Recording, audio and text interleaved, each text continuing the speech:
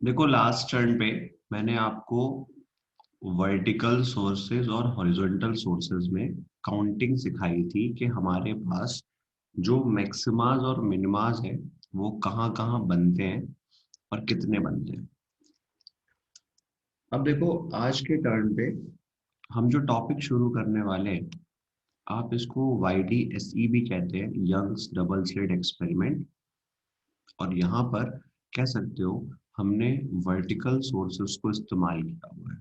ठीक, समझते हैं प्रॉपर पैटर्न में क्या चीज है ये। हम कह रहे हैं इसको Young's double slit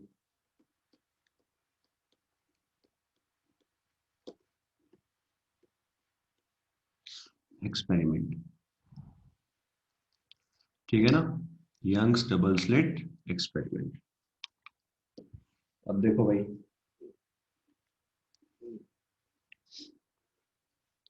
Young's double slit experiment क्या होता है।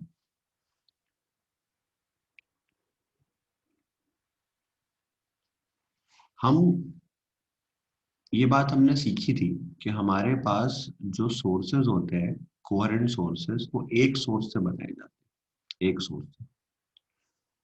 तो यहाँ पर पीछे एक सोर्स होता है, ये अपनी वेव फ्रंट बना रहा होता है, और इसी वेव फ्रंट के दो वेवलेट्स। क्या ये बात समझ में आ रही है? इसी वेव फ्रंट के दो wavelet act as a new source of disturbance.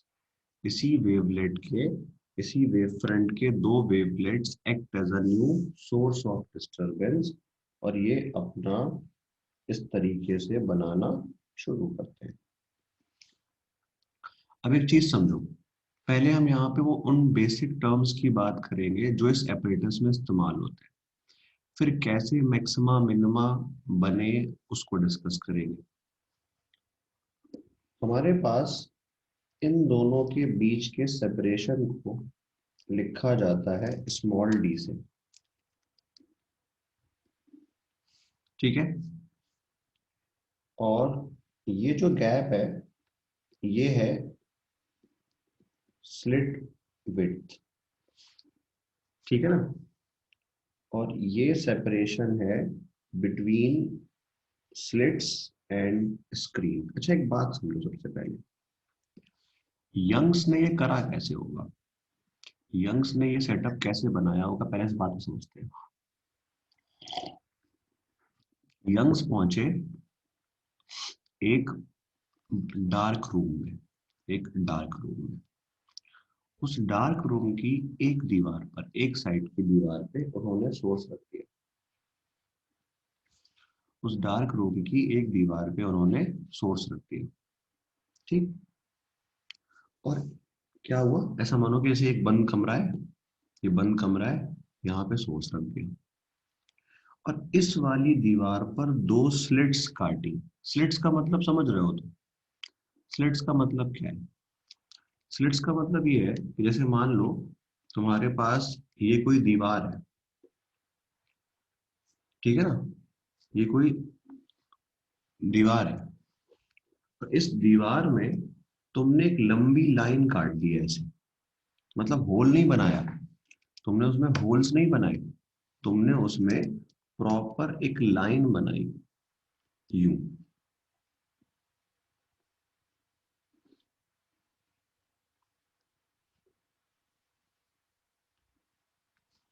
समझ में आई बात? W1 W2, बोलो भाई, क्या ये बात समझ में आ रही है? तो हमारे पास इस चीज को कहा जाता है यंग्स डबल स्लिट एक्सपेरिमेंट। इसे हम कहते हैं यंग्स डबल स्लिट एक्सपेरिमेंट। तो इनके इनके एक्सपेरिमेंट में हमने दो अलग अलग क्या लिए हैं, स्लिट विड्थ। जो स्लिट विड्थ है वो अलग अलग है। तो अलग अलग स्लिट विड्थ का क्या मतलब है? अलग अलग स्लिट विड्थ का मतलब यहाँ पर ये है कि भाई अगर तुम चाहते हो कि सोर्सेस की इंटेंसिटी सेम हो, तो दोनों W सेम हो गए। और अगर तुम चाहते हो कि स्लिट की इंटेंसिटीज डिफरेंट हो, तो हमारे पास दोनों ही अलग अलग होंगे। बात समझ में आ रही है? कहने का मतलब क्या, इंटेंसिटी सेम करना चाहते हैं, W1 W2 same. Intensity different करना चाहते हैं, तो W1 W2 डिफरेंट। तो अगर इंटेंसिटी सेम होगी तो दोनों की स्लिट की विड्थ सेम होगी। ठीक, तो ये तो हो गया सेटअप।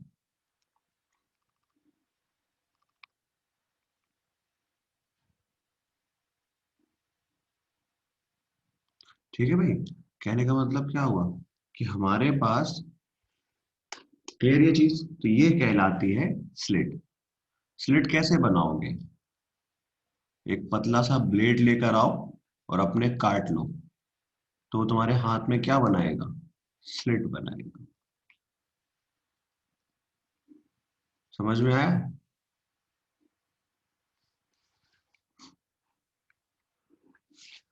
चलो भाई, अब देखो होता क्या है कि ये तो हो गया एपरेटस। पर एपरेटस में कौन सी चीजें कैसे बनी, इस चीज को समझते हैं। अब जरूरत इस चीज की है कि हमें समझ में आए कि हम मैक्सिमा मिनिमा तक किस तरीके से पहुंचे। तो एक चीज समझो, हमारे पास, आप ये कह सकते हो कि अल्टीमेटली एक सोर्स ये है S1, एक सोर्स ये है S2, और बीच का सेपरेशन है D, और ये है कैपिटल डी। देखो बात ये है कि हम यहाँ पे पढ़ना चाह रहे हैं, हम यहाँ पे पढ़ना चाह रहे हैं location of maxima and minima.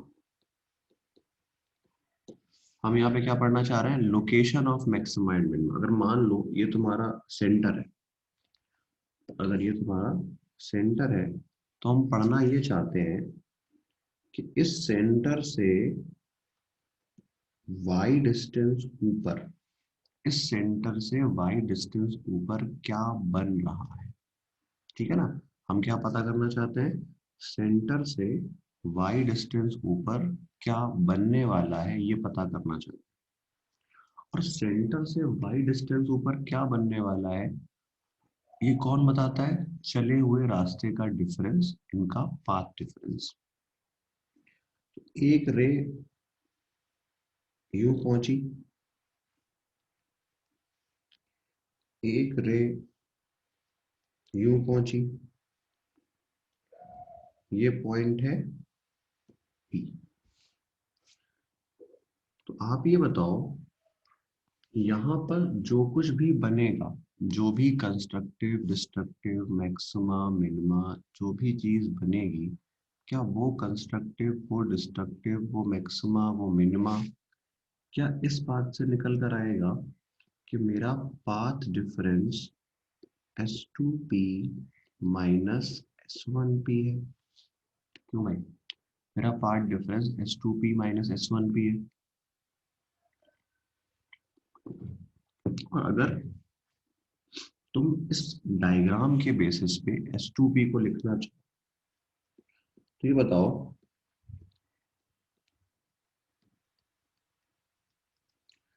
अगर हम इस S2P और S1P को लिखना चाहें, तो क्या ये S2P under root of y plus D/2 का स्क्वायर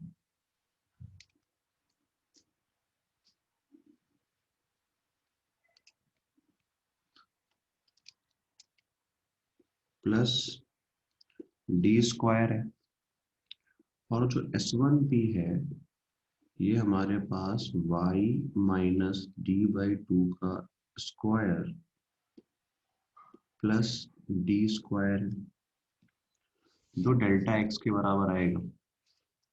बोलो भाई, ऐसा लग रहा है?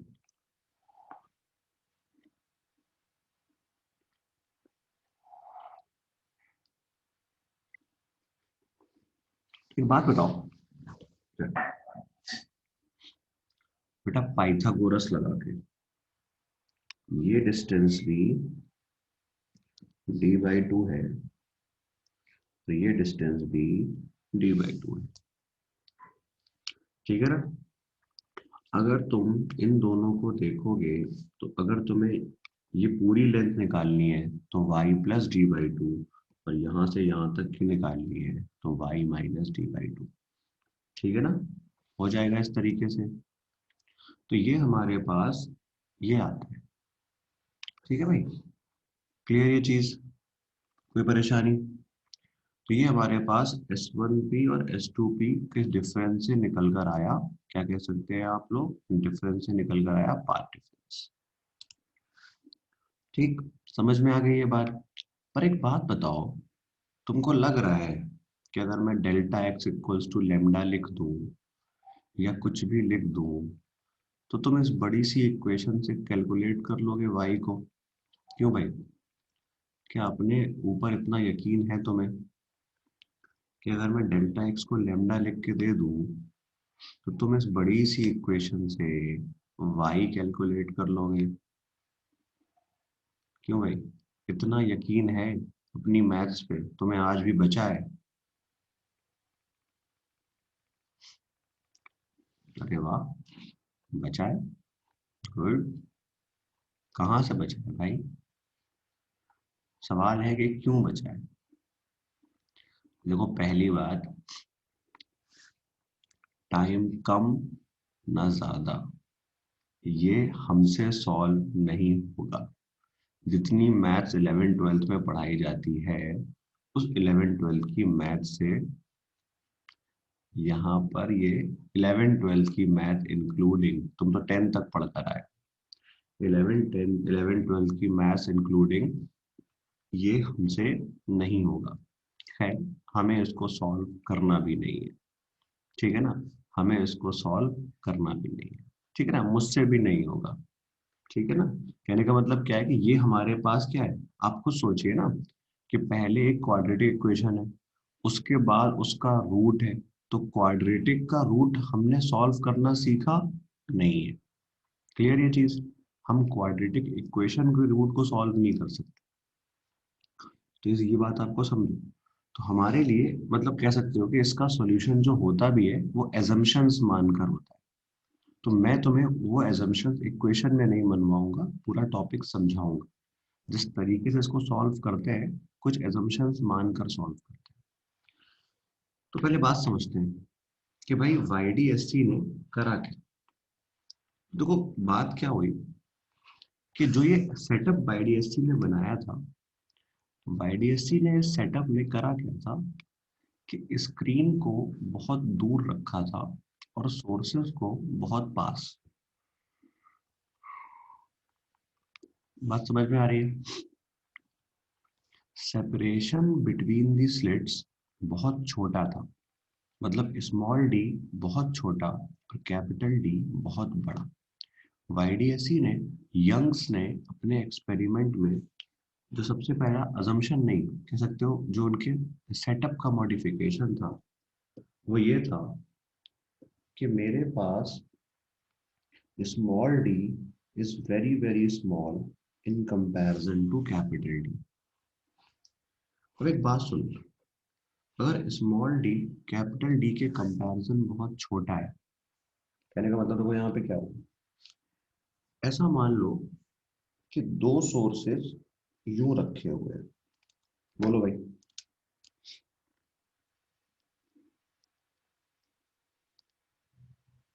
समझ में आ रहा है? दो सोर्सेस इतने नजदीक रखे हुए हैं और जो इनकी स्क्रीन है वो मान लो यहां कहीं है।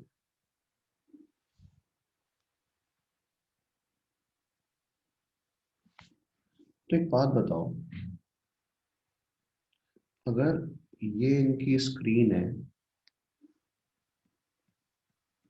और तुम कोई पैटर्न, कोई चीज पता करना चाहते हो यहां से y डिस्टेंस ऊपर, ये d, ठीक है ना, तो क्या होगा, फिर से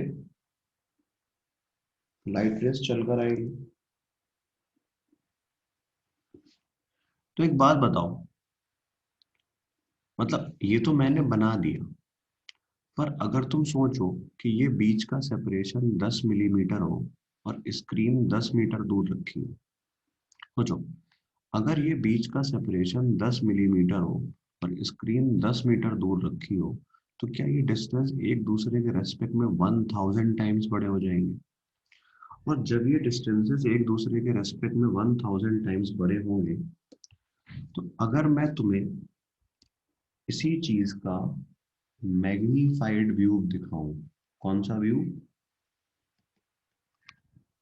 मैं तुम्हें इसी चीज का मैग्नीफाइड व्यू दिखाऊं तो तुम्हें समझ में आएगा कि जैसे ये दो सोर्सेज हैं, इनसे बहुत दूर एक स्क्रीन है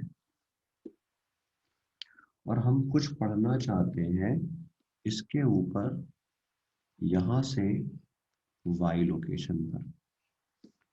तो ये बताओ, अगर ये सब कुछ बहुत दूर कर दिया जाए, बीच का सेपरेशन बहुत छोटा कर दिया जाए, तो क्या ये दोनों लाइट रेज ऑलमोस्ट पैरेलल जाती हुई समझ में आएंगी? हाँ या ना?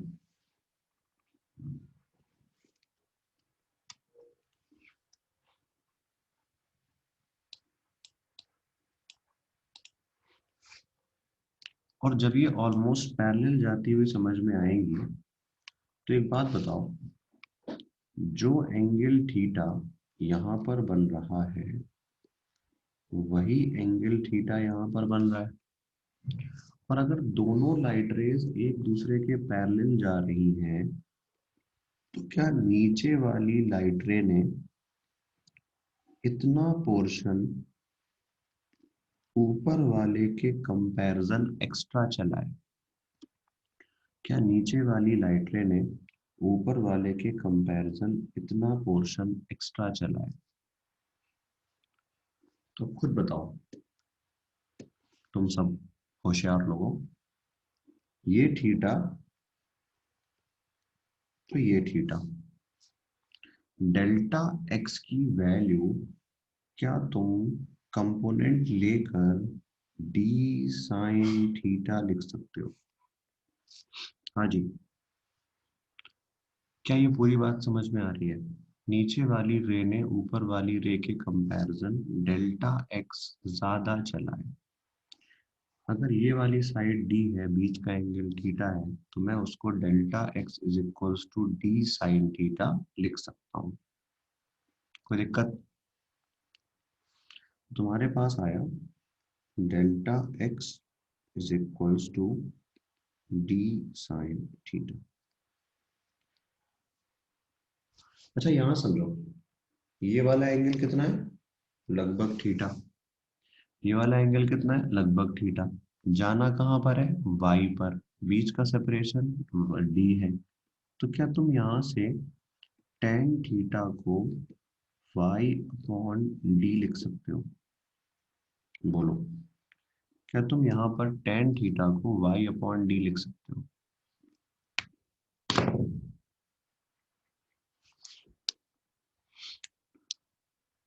लिख सकते हो ना?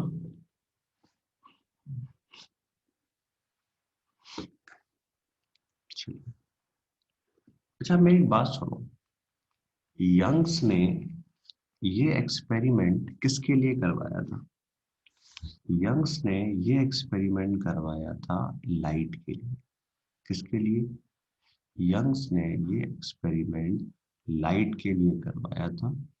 तो अगर ये एक्सपेरिमेंट यंग्स ने लाइट के लिए करवाया था, तो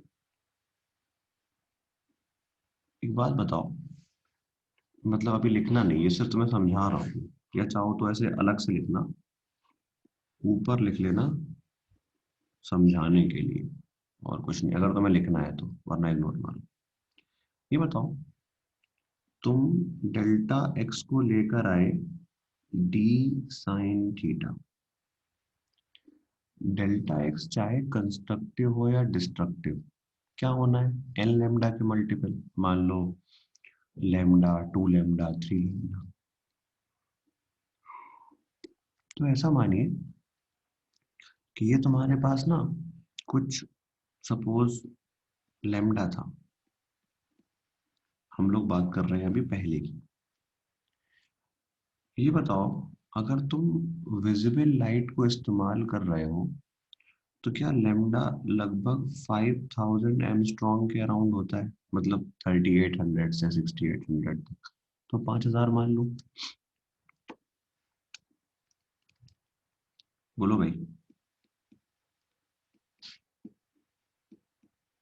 कोई दिक्कत? ये बताओ, अगर दो स्लिट्स हैं तो ये यंग्स डबल स्लिट एक्सपेरिमेंट एक प्रैक्टिकल एप्लीकेशन है। तो प्रैक्टिकली सोचो, यंग्स को यंग्स कितना गैप रख सकते हैं दो स्लिट के बीच में? किस ऑर्डर में होगा, किन के सेंटीमीटर्स के टर्म्स में हो सकता है, मिलीमीटर के टर्म में हो सकता है, कौन से टर्म में हो सकता है? अगर तुम बहुत कोशिश करो कि हम हम दो स्लिट्स बनाएंगे और दो स्लिट्स के बीच में सबसे कम गैप रखना चाहेंगे, तो किसके ऑर्डर में तुम गैप रख पाओगे? मिलीमीटर्स में? माइक्रॉन्स में तो नहीं काट पाओगे। क्यों भाई? मिलीमीटर में ही होगा। तो मान लो, चलो एक मान लेते हैं कि 5 मिलीमीटर।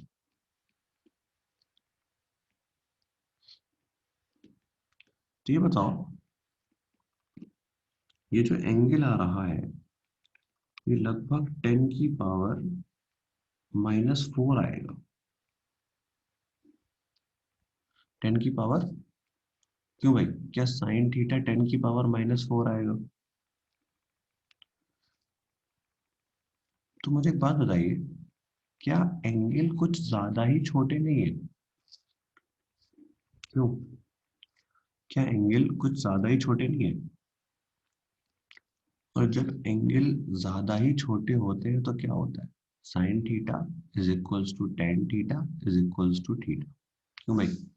जब एंगल बहुत ज्यादा छोटे होते हैं तो sine theta is equals to tan theta is equals to theta.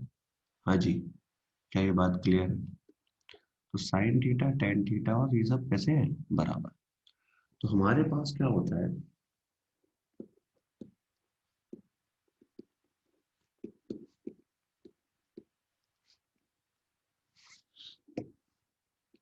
Lambda very very small in comparison to D, और D very very small in comparison to capital D. और इस वजह से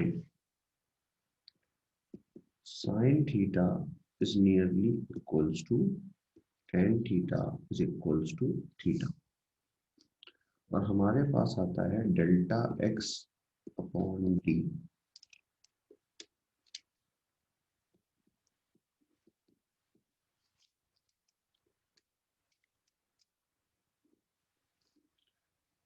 ठीक है ना?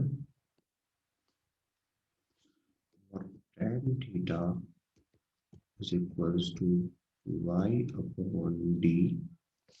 ठीक है, तो आपके पास ये आ गया Y upon D delta X on small D.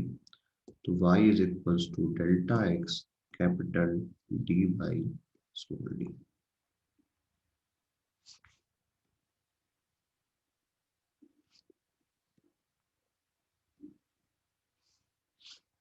बोलो भाई, समझ में आ गया सब लोगों को? जल्दी जल्दी बता दो।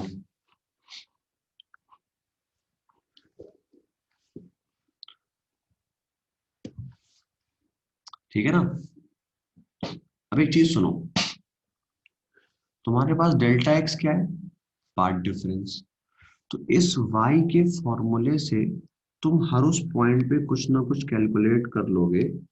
इस y के फॉर्मूले से तुम हर उस पॉइंट पे कुछ ना कुछ कैलकुलेट कर लोगे जिसका तुम्हें पार्ट डिफरेंस पता है। तुम हर उस पॉइंट पे कुछ ना कुछ कैलकुलेट कर लोगे जिसका तुम्हें पाथ डिफरेंस पता है। पार्ट डिफरेंस पता है तो पता कर लेंगे वो पार्ट डिफरेंस कहाँ पर होगा। ठीक है ना? हमें अगर पार्ट डिफरेंस पता चल जाए तो हम ये पता कर सकते हैं कि हमारी स्क्रीन के ऊपर वो पार्ट डिफरेंस किस जगह पर मिलेगा। ये बात हम कैलकुलेट कर सकते हैं। ठीक है? अब एक चीज पे ध्यान दीजिए आपको,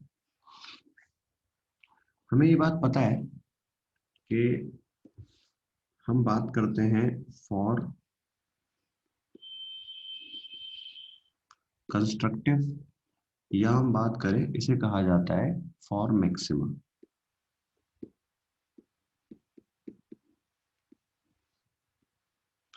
फॉर कंस्ट्रक्टिव, या इसको हम बोल देते हैं फॉर मैक्सिमम। अब देखो, तुम्हारे पास जो डेल्टा एक्स है, हमें पता है कंस्ट्रक्टिव के लिए कितना होता है, एन लेमडा। तो आपके पास y का फॉर्मूला आएगा n lambda D by small D. N lambda D by small D, या आप कह सकते हो ये हमें कहाँ मिलेंगे, कंस्ट्रक्टिव्स। हमें पता है, इसके लिए हम n को रखते हैं 0, 1, 2, 3, 4। मतलब 0 पर lambda D by small D पर, 2 लेमडा डी बाई डी पर, 3 लेमडा डी बाई डी पर, 4 लेमडा डी बाई डी पर। ठीक है। सेम तरीके से अगर हम बात करते हैं फॉर डिस्ट्रक्टिव या फिर फॉर मिनिमा, तो अगर हम बात करते हैं फॉर मिनिमा, तो delta x is equals to, ये आपको पता है कहाँ पर आता है, 2n-1 लेमडा बाई 2। तो मेरे पास y का फॉर्मूला बन जाएगा 2n-1 lambda D by 2d।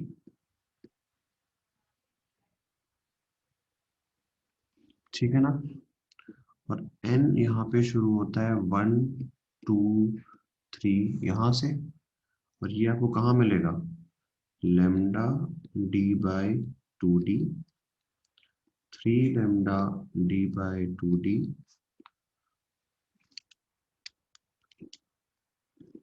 5 lambda D by 2d, 7 lambda D by 2d and so on.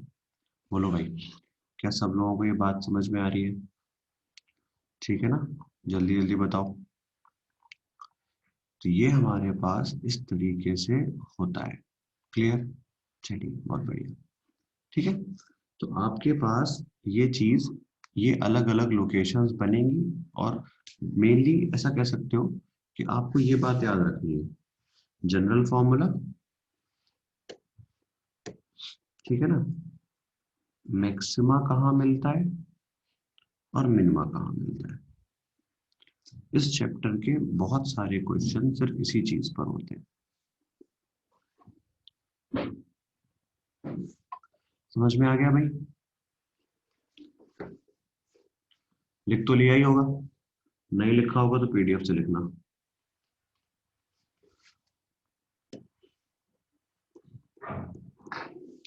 अब एक चीज समझो ध्यान से,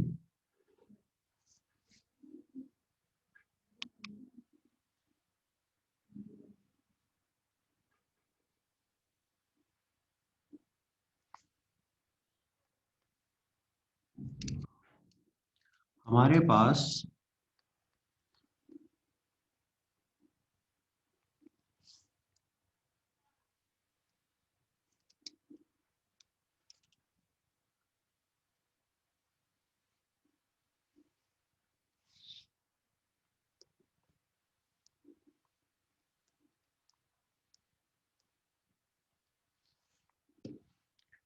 ये तुम्हारे पास y इक्वल्स टू 0 है। ठीक, यहां पर y इक्वल टू 0 पर हमने अभी क्या देखा था, क्या बनता है, मैक्सिमा। क्यों भाई, ये बात आपने देखी थी कि y इक्वल टू 0 पे क्या बनता है, मैक्सिमा बनता है। उसके बाद इस जगह को हम कहते हैं सेंट्रल मैक्सिमा। इसको हम क्या बोलते हैं, सेंट्रल मैक्सिमम। या एक मिनट रुको, शायद कुछ मिल जाए। देखो भाई, हम लोगों ने ना YDSC में एक पैटर्न बनाया है, अब इसको समझते हैं ये क्या है। ठीक है ना, हमारे पास क्या चीज है, ये इस बात को समझो। तुम एक चीज देखो कि ये जो मैंने अभी जो कॉपी पेस्ट किया है, ये पहाड़ी वाला सेक्शन, ये क्या है? ये छोटी बड़ी है, ये सेम साइज की पहाड़ियां है ना। क्यों भाई? जो ये सेम साइज की पहाड़ियां हैं, ये हमें बता रही है इंटेंसिटी का वेरिएशन। जैसे ये जो ये वाला पॉइंट है, ये हमारे पास कहलाता है सेंट्रल मैक्सिमा। क्या कहलाता है ये? इसे हम कहते हैं सेंट्रल मैक्सिमा। देखो एक काम करो, तुम लोग ना इस डायग्राम के लिए अपनी नोटबुक में जगह छोड़ दो, आराम से बनाना फुर्सत में बैठ के। ठीक है, अभी समझ लो क्योंकि फिर तुम बनाने में बहुत टाइम लोगे। Central maxima. उसके बाद तुम यहाँ पे एक पॉइंट देखो, जो इसके तुरंत बाद बन रहा है, ये हमारे पास होता है फर्स्ट मिनिमा। फिर उसके बाद हमारे पास आ जाएगा फर्स्ट मैक्सिमा। फिर उसके बाद आपके पास यहाँ पे आ जाएगा सेकंड मिनिमा। जो बातें समझानी है उनको अच्छे से समझते हैं आप लोग। ड्राइंग अगर साथ में बना सकते हो तो बना लो, अदरवाइज बाद में बनाना।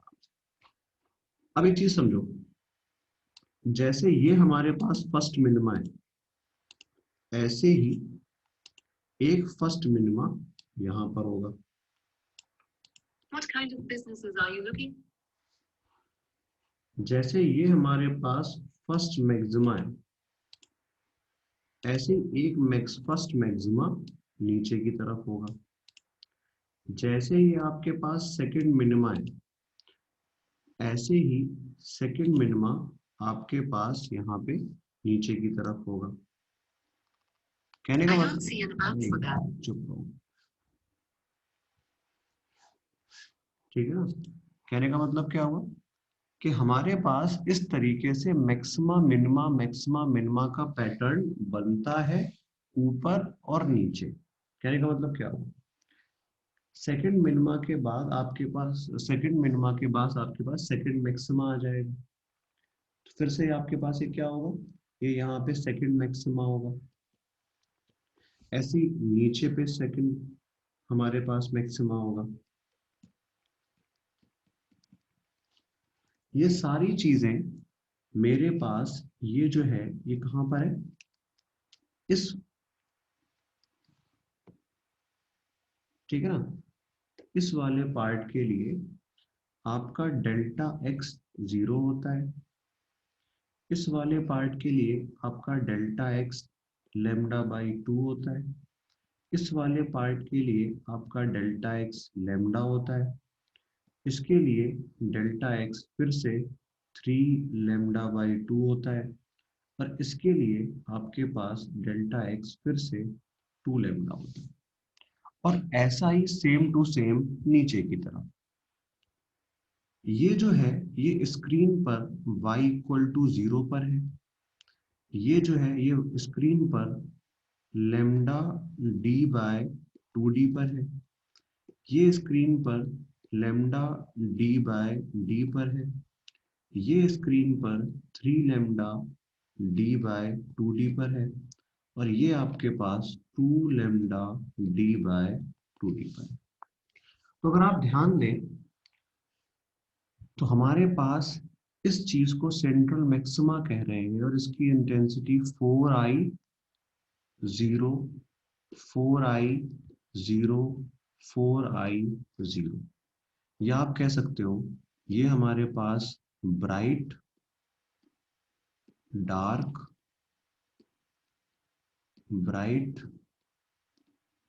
डार्क और ब्राइट, इस टाइप का फॉर्मेशन ऊपर और नीचे, ऊपर और नीचे। मतलब आप ये कह सकते हो कि आपकी जो इंटेंसिटी है, इस लोकेशन पर 4I, इस लोकेशन पर 0, फिर यहाँ पर 0, यहाँ पे 4I, फिर यहाँ पर 0, यहाँ पर 4i, फिर यहाँ पर 0 और यहाँ पर 4i, ऐसे 0 और 4i।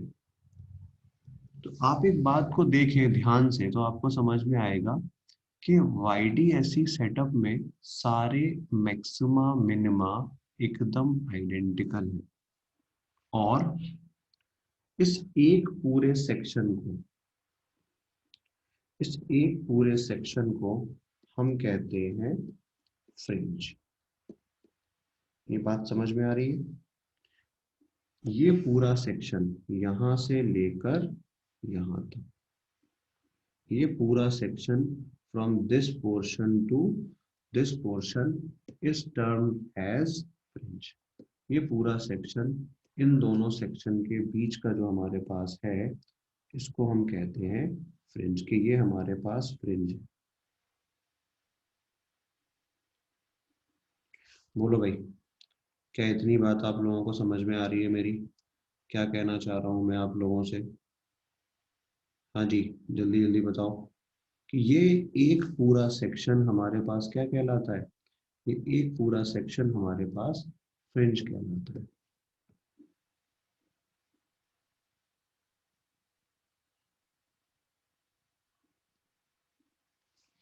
ठीक है सर, एक minute.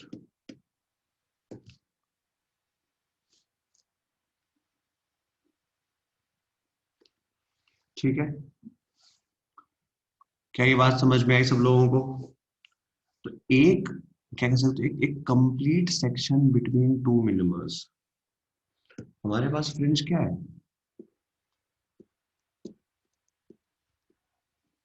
A section between two मिनिमर्स, या कह सकते हो टू कॉन्जिक्यूटिव मिनिमर्स, इसको हम बोल देते हैं फ्रिंज।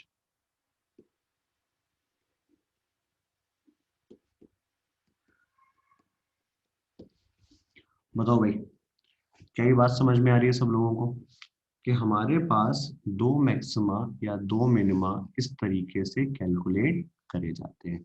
तो सारी बातें समझ में आ रही है कि एक मैक्सिमा कहाँ बनती है, एक मिनिमा कहाँ बनती है, उनकी प्रॉपर्टीज क्या है, उनकी लोकेशंस क्या है। अगर तुम्हें लिखना है, देखो मैं लिखने को तो लिख सकता हूँ, मेरे लिए कोई मुश्किल काम नहीं है। अब तो ये कॉपी, ये पेस्ट, ठीक है ना? पर ये समझना है कि जैसा काम हमने ऊपर किया है वैसा ही हमारे पास नीचे की तरफ होता है, सेम सेम लोकेशन पर होता है। ठीक है, ठीक है भाई। तो YDSC की सबसे इंपॉर्टेंट प्रॉपर्टी क्या समझ में आ रही है कि देखो मैक्सिमा मिनिमा तो बनते हैं, मैक्सिमा मिनिमा तो बनते हैं, पर क्या सारे मैक्सिमा मिनिमा या सारे फ्रिंजेस, क्या सारे फ्रिंजेस आइडेंटिकल हैं? This is the main property of Young's double slit experiment. YDSC ने YDSC ने सबसे ज्यादा इंपॉर्टेंट बात क्या देखने को मिली, that all fringes are of identical intensity and shape and size. ठीक है ना? सारी सारी फ्रिंजेस की intensities are identical and shape and size are also same.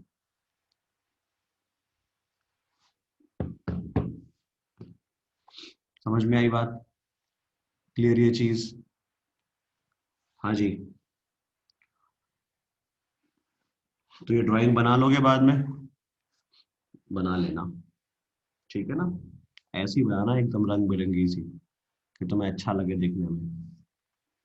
मेरा मास्टरपीस है ये। बना भी ली, जबरदस्त हो तुम लोग। क्या खाते हो खाने में ऐसा कि इतने जबरदस्त हो रहे हो?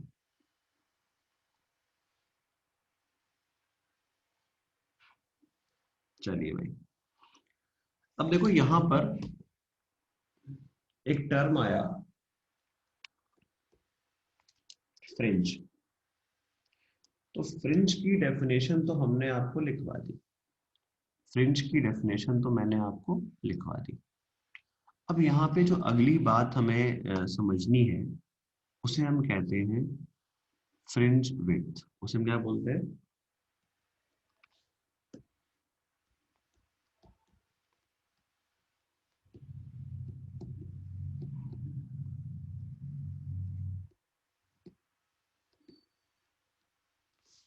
जिसको डिनोट करा जाता है बीटा से। देखो, आपने ये बात ऑब्जर्व करी कि जैसे मान लीजिए हम कहने का मतलब क्या है कि हम इसी डायग्राम की बात करें।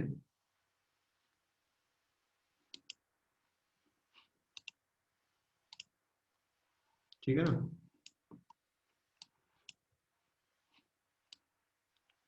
तो हमने इस डायग्राम में क्या देखा? हमने इस डायग्राम में बेसिकली ये बात ऑब्जर्व करी थी। ऐसे देख लो अब इस डायग्राम को, हम इस डायग्राम को अगर आप सही से डिस्कस करें तो हमें समझ में आएगा कि इस डायग्राम में अगर आप मेनली बात करें तो दो फ्रिंजेस जो हैं वो कहाँ कहाँ बन रही है। देखो, मैं फॉर्मूला लिखवा के भी समझा सकता हूँ, पर मैं चाहता हूँ कि तुम्हें ये चीज एक बार बता दूं और उसके बाद परमानेंटली याद रहे। तो एक बात पे ध्यान दो, हमने जब पहला ये देखा तो ये y इक्वल टू 0 पर था। ये तुम्हारे पास लेमडा डी बाई 2d पर था, और ये तुम्हारे पास लेमडा डी बाई डी पर था। ऐसे ये भी लेमडा डी बाई 2d पर था, और ये लेमडा डी बाई डी पर था। तो एक सिंपल सी बात, फ्रिंज विड्थ क्या है? Distance between two consecutive maxima और टू कॉन्जिक्यूटिव मिनिमास। हम इस चीज को, हम इस पूरे सेक्शन को, आप ये कह सकते हैं कि हम इस पूरे सेक्शन को अगर सही से बनाएं तो इस चीज को हम बीटा कहते हैं, या हम इस चीज को बीटा कहते हैं। Distance between two consecutive maximas and two consecutive minimas. तो एक बात बताओ,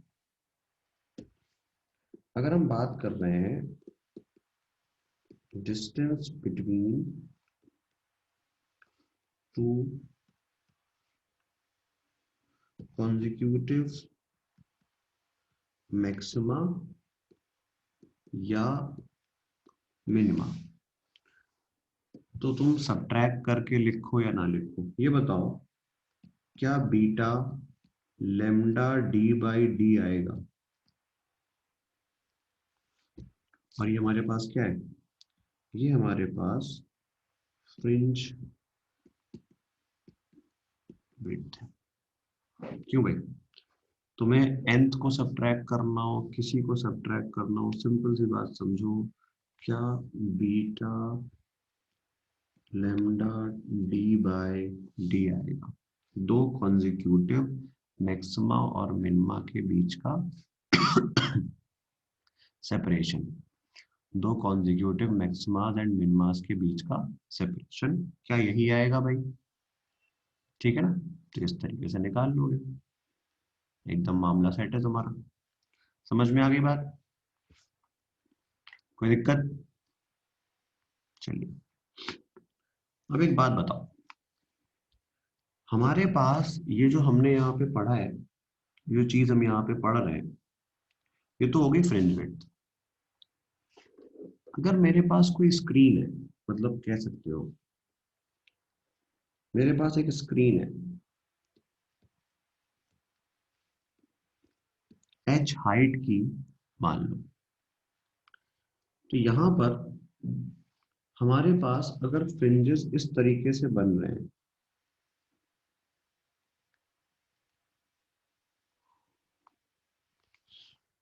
तो हम एक चीज आपसे पूछ सकते हैं कि number of fringes on the screen. बताओ भाई, number of fringes on the screen कितने होंगे? h upon beta. सिंपल है। एच अपॉन बीटा हमारे पास क्या हो सकता है, उस स्क्रीन पर बनने वाले नंबर ऑफ फ्रिंजेस। ठीक है ना, तो जितनी ज्यादा बड़ी, ठीक है ना, मेन चीज क्या समझ में है कि भाई हमारे पास ये किसके प्रोपोर्शनल है, भाई beta is equal to lambda D by D. अब तुम जितना ज्यादा बड़ी स्क्रीन लेके आओगे उतनी ज्यादा क्या बनेगी, नंबर ऑफ फ्रिंजेस बनेगी, उतनी ज्यादा क्या बनेगी, नंबर ऑफ फ्रिंजेस बनेगी। साथ ही साथ हम ये देख रहे हैं कि जो बीटा है ये हमारे पास फिर से लेमडा डी बाई डी है। इसका मतलब जो बीटा है वो प्रोपोर्शनल टू लेमडा है। तो क्या हम ये कह सकते हैं कि लेमडा ऑफ वायलेट सबसे छोटा और रेड का सबसे बड़ा। तो इसका मतलब बीटा ऑफ वायलेट सबसे छोटा और बीटा ऑफ रेड सबसे बड़ा। क्यों जी, ये बात समझ में आ रही है सब लोगों को कि तुम्हारे पास वेवलेंथ को हम किस तरीके से कंपेयर कर सकते हैं। हाँ भाई बोलो, कोई दिक्कत, जल्दी जल्दी बताओ। चलिए, तो ये हमारे पास इस तरीके से लिया जाता है, आपको इस तरीके से समझना है। ठीक है, चलिए, बहुत बढ़िया। अब एक बात और सुनो मेरी, हमारे पास कहने का मतलब क्या है कि ये सारी चीजें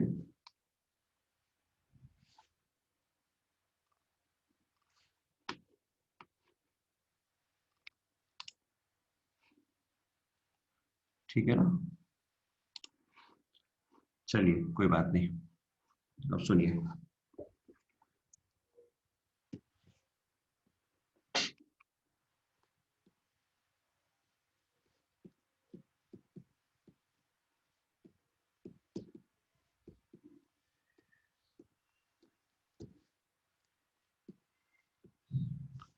देखो हमारे पास बात हो रही है एंगुलर फ्रिंज विड्थ। अगर हम बात करते हैं एंगुलर फ्रिंज विड्थ की, तो देखो थोड़ा सा ना ये चीज डायग्राम से उतनी ज्यादा समझ में नहीं आएगी। मतलब डायग्राम उस टाइप का हम लोग बना नहीं पाते रियलिस्टिक केस में, पर एक्सेप्ट करना पड़ेगा। कहने का मतलब क्या है कि आपके पास एक वाईडी ऐसी एक्सपेरिमेंट दिखने में इस तरीके का होता है, ऐसा,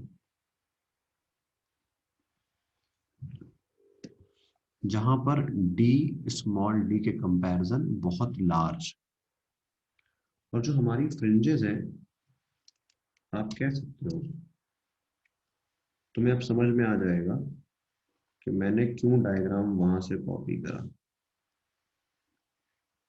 वैसे यहाँ तो मैंने अच्छा बना दिया, खैर। पर क्या होता है कि हमारे पास एंगुलर फ्रिंज विड्थ क्या है, एंगुलर फ्रिंज विड्थ है angle subtended by one fringe. Angle subtended by one fringe हमारे पास कहलाता है एंगुलर फ्रिंज विड्थ। मतलब ऐसा मान लो, ये वाला एंगल मान लो, ये वाला एंगल मान लो, ऐसे कोई भी। अब देखो भले ही तुम्हें ये लग रहा हो कि सर ऊपर जाने पर एंगल्स अलग अलग हो जाएंगे, मतलब अगर मैं अगली फ्रेंच का एंगल बनाऊं उसके बाद वाले का एंगल बनाऊं तो ये एंगल्स अलग अलग हो जाएंगे। पर इसको इस तरीके से मानो कि सिस्टम बहुत छोटा है, डी बहुत छोटा है, स्क्रीन बहुत दूर है, तो ये एंगल्स कैसे होंगे, बराबर। ठीक, तो बात क्या होती है कि इस पूरे थीटा को हम लोग बोलते हैं एंगुलर फ्रिंज विड्थ। ठीक, तो एक बात सुनो, ये बताओ क्या इन दोनों के बीच का या इन दोनों के बीच का पाथ डिफरेंस लेमडा के बराबर है। क्या किन्हीं भी दो कॉन्जिक्यूटिव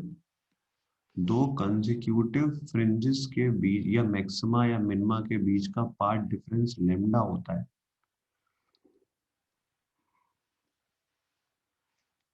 और हमारे पास है delta x is equals to D sine theta और tan theta is equals to Y by D. तो आपके पास एंगल छोटे हैं, एंगल स्मॉल है। तो एंगल स्मॉल है तो आपके पास आ गया sine theta is nearly equals to tan theta is equals to theta.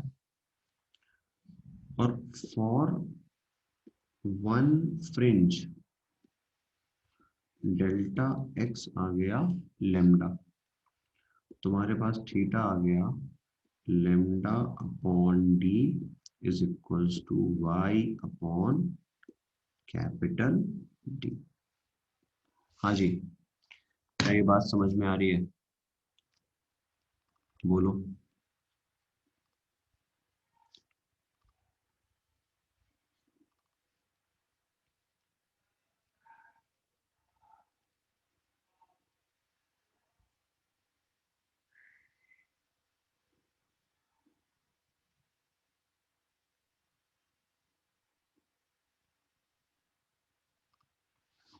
चलिए, बहुत बढ़िया।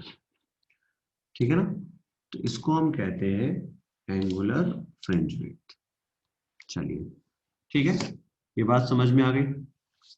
तो ये हमने थोड़ा सा ना प्रॉपर्टी बेस्ड बातें कर ली हैं जो हमारे लिए एक यंग्स डबल स्लिट एक्सपेरिमेंट में इम्पॉर्टेंट है। हमसे प्रॉपर्टी बेस्ड यही सारी बातें पूछी जाती हैं कि भाई क्या होगा, कैसे होगा, क्यों होगा, सारी चीजें। ठीक। तो फ्रिंज विड्थ का फॉर्मूला याद हो, एंगुलर फ्रिंज विड्थ का याद हो और मैक्सिमास मिनिमास का याद हो। बाकी कुछ और थ्योरेटिकल प्रॉपर्टीज है वो हम बाय द टाइम सीखेंगे। देखो, इसके अलावा एक बहुत कॉमन हमारे पास सवाल आता है अक्सर, डिस्टेंस बिटवीन कॉन्जिक्यूटिव या कुछ मैक्सिमा एंड मिनिमा। तो अगर किसी दो मैक्सिमा किसी दो मिनिमा के बीच का एंगल निकालना है तो वो एक बहुत टफ टास्क नहीं है। ये कहने का मतलब क्या हुआ?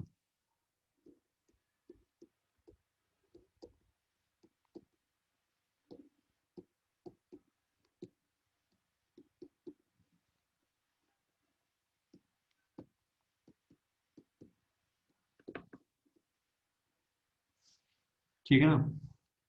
तो हमारे पास distance between maxima and minima की अगर मैं बात करूं तो आपको समझ में आएगा कि कोई भी nth मैक्सिमा हमारे पास n lambda D by D होता है और कोई भी y nth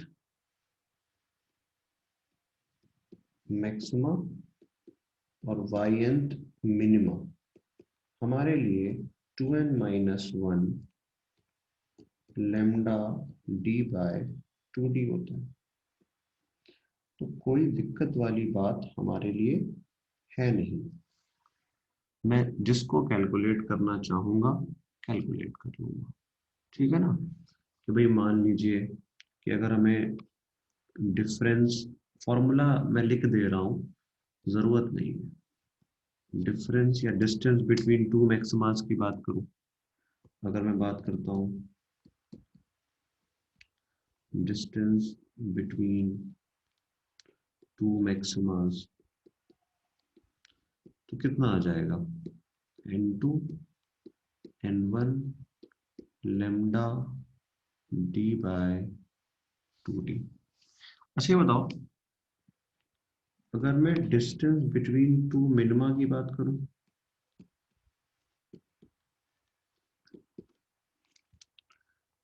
तो क्या फॉर्मूला आएगा? क्यों? लिख के देखें क्या, या तुम बता दोगे directly? 2n1 lambda D by 2d minus lambda D by 2d। Minus 2 n2 lambda d by 2d minus lambda d by 2d। ये और ये कैंसिल, 2 से 2 कैंसिल। तुम एक चीज देखो कि तुम्हारे पास जो फॉर्मूला आ रहा है, एक मिनट सॉरी,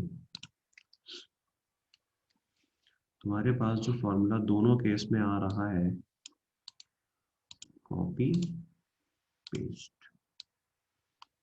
बताओ। हाँ हाँ, मैं दे दिया था। बताओ भाई, n2 माइनस n1 और n2 minus n1 lambda D by D, चाहे वो डिफरेंस बिटवीन मैक्सिमाज निकालना हो, डिफरेंस बिटवीन मिनिमाज निकालना हो, दोनों के लिए बात कैसी है, दोनों के लिए जो बात है, जो बात है, समझ में आया? बोलो भाई, क्या सब लोगों को ये बातें समझ में आई है? क्लियर है ये चीजें? जल्दी जल्दी बोलो। चलो, ठीक है ना? चलिए, कोई बात नहीं।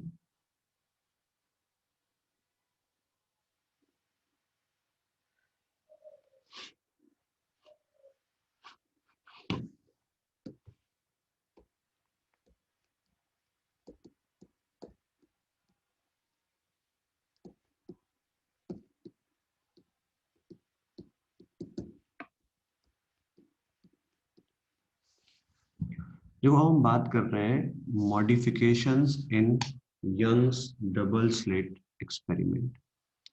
Modifications in Young's double slit experiment. देखो, मतलब इस पे जो सवाल है ना, वो मॉडिफिकेशन पर आते हैं। जो इसके सवाल होते हैं वो मॉडिफिकेशन पर आते हैं। जो इसका पहला मॉडिफिकेशन है, उसे हम कहते हैं, देखो अभी तक जो हम कुछ पढ़कर आए, अभी तक जितनी सारी बातें हम यहाँ पर पढ़कर आए हैं, उन सारी बातों के बारे में एक बात का ध्यान रखना है कि हमने अभी तक जो कुछ भी पढ़ा है, ये सारी की सारी बातें आर वैलिड फॉर मोनोक्रोमेटिक रे। मोनोक्रोमेटिक का मतलब एक ही वेवलेंथ। क्या ये बात समझ में आ रही है? जो जो बातें अभी तक हमने पढ़ी हैं, ये सारी की सारी बातें आर वैलिड फॉर मोनोक्रोमेटिक रे। और जब ये मोनोक्रोमेटिक रे के लिए होल्ड कर रही है तो कोई मसला ही नहीं। ठीक है ना? पर अब हम बात कर रहे हैं कि हमने क्या कर दिया, हमने बाई क्रोमेटिक रे भेज दी है। तो जो इसका पहला मॉडिफिकेशन है, वो है हमारे पास बाई क्रोमेटिक रे इन वाईडीएस। अब एक बात सुनो, तुम्हारे पास एक वाईडीएससी एक्सपेरिमेंट है, ठीक है? वाईडीएससी एक्सपेरिमेंट है। तो तुमने यहाँ पे किया क्या, तुमने यहाँ पे दो डिफरेंट वेवलेंथ को इंसिडेंट कराया। तुमने यहाँ पे दो डिफरेंट वेवलेंथ्स को इंसिडेंट कराया, λ1 एंड λ2। और ये है वो लोकेशन। ये बताओ, जो ये एग्जैक्ट मिड पॉइंट है, जो ये एग्जैक्ट मिड पॉइंट है, क्या इन दोनों पॉइंट्स पर चलने के लिए, जाने के लिए, चाहे कितनी भी डिफरेंट वेवलेंथ हो, सबका चला हुआ रास्ता सेम होगा? क्यों भाई? क्या दोनों ही वेव्स ने यहां तक पहुंचने के लिए बराबर बराबर चला है? और जब दोनों ने ही बराबर बराबर चला है, तो क्या इनका डेल्टा एक्स जीरो लेमडा के बराबर होगा? जब इनका डेल्टा एक्स जीरो लेमडा के बराबर होगा, तो ये बताओ, क्या दोनों के ही सेंट्रल मैक्सिमा कोइंसाइड कर जाएंगे?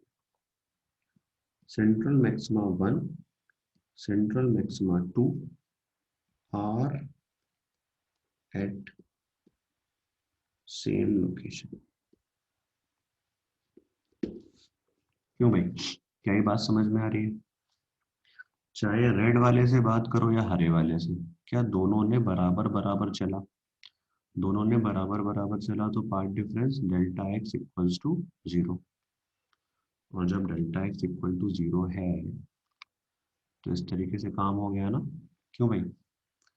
ये बताओ, जैसे मान लो कि तुम्हारे पास, सपोज हम बात कर रहे हैं, हमें पता है कि रेड की वेवलेंथ बड़ी होती है, तो रेड वाले का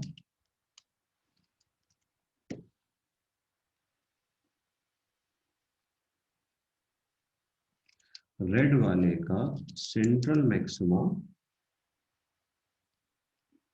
बड़ा होगा, और हमें पता है कि ग्रीन वाले की वेवलेंथ छोटी होती है। चलो, ग्रीन वाले का सेंट्रल मैक्सिमा छोटा होगा। कोई परेशानी भाई? क्या ये बात समझ में आ रही है? तो ये बताओ, सेंट्रल मैक्सिमा की लोकेशन पर ये दोनों मिल गए। सेंट्रल मैक्सिमा की लोकेशन पर ये दोनों मिल गए।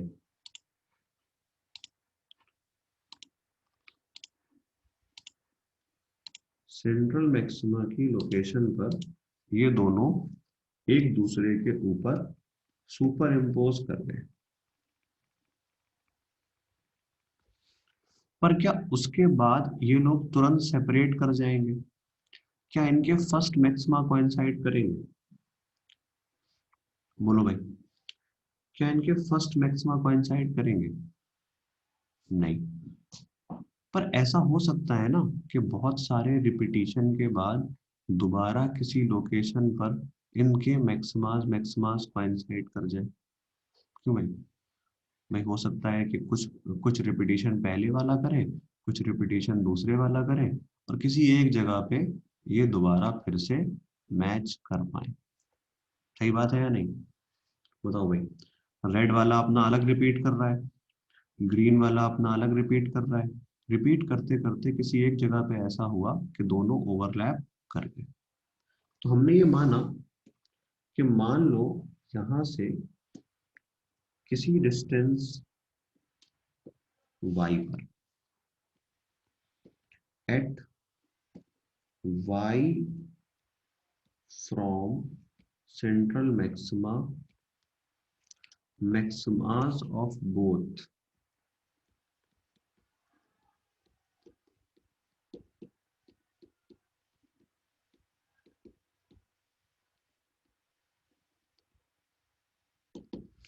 Maxima of both coincide again. दोनों के मैक्सिमास फिर से कोइंसाइड कर जाते हैं।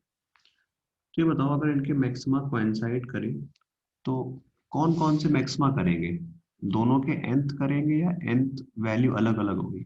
बताओ, सेम सेम मैक्सिमा कोइंसाइड करेंगे या अलग अलग मैक्सिमा कोइंसाइड करेंगे? अलग अलग करेंगे यार, बिकॉज एक बड़े बड़े बना रहा है, एक छोटे छोटे बना रहा है। एक बड़े बड़े बना रहा है मैक्सिमा, एक छोटे छोटे बना रहे हैं। तो मान लेते हैं n1 lambda 1 d by d, पहले वाले का n1th मैक्सिमा और दूसरे वाले का n2 मैक्सिमा एक ही जगह पे कोइंसाइड करें।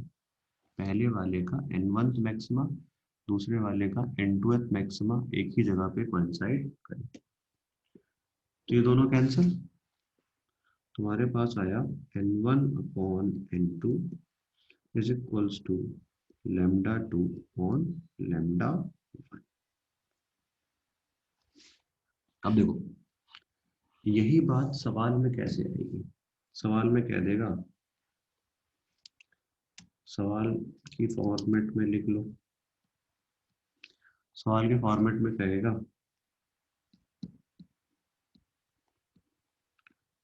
बाइक्रोमेटिक रे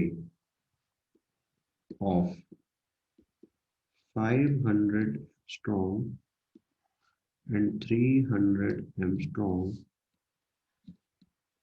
is independent, sorry,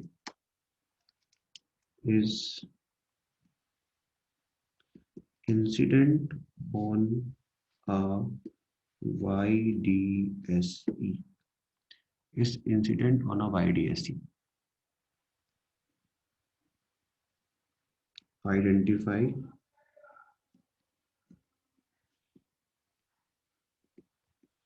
pair of maximas which will coincide. अब देखो क्या हुआ, बात हो रही है उन पेयर ऑफ मैक्सिमास की जो कोइंसाइड करेंगे। तो आपने क्या लिखा, n1 upon n2 is equals to 3000 upon 5000, तो ये आ गया तुम्हारे पास 3/5। इसका मतलब क्या है कि पहले वाले का तीसरा, दूसरे वाले का पांचवा, पहले वाले का छठा, दूसरे वाले का 10वां, पहले वाले का 9th, दूसरे वाले का 15th, पहले वाले का 12, दूसरे वाले का 20 और and so on will coincide. बताओ भाई, क्या सब लोगों को ये बात समझ में आ रही है मेरी? जल्दी जल्दी बोलो।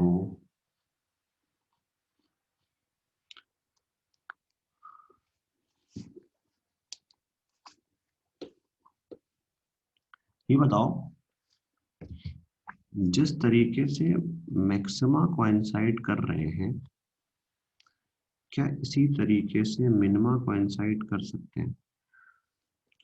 जिस तरीके से मैक्सिमास कोइंसाइड कर रहे हैं, क्या उस तरीके से मिनिमा कोइंसाइड कर सकते हैं?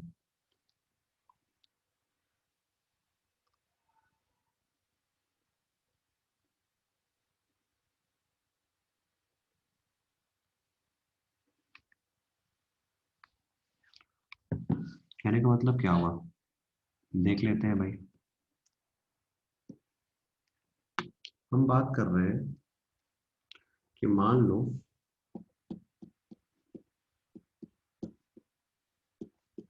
If at y minimas coincide, तो अगर y पे मिनिमा कोइंसाइड कर सकता है तो क्या लिखोगे? 2n1 minus 1 lambda 1 d by 2d,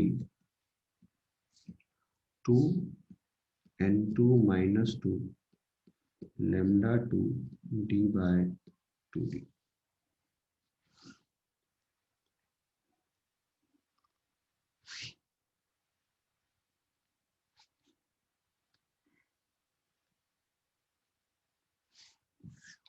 ठीक है ना?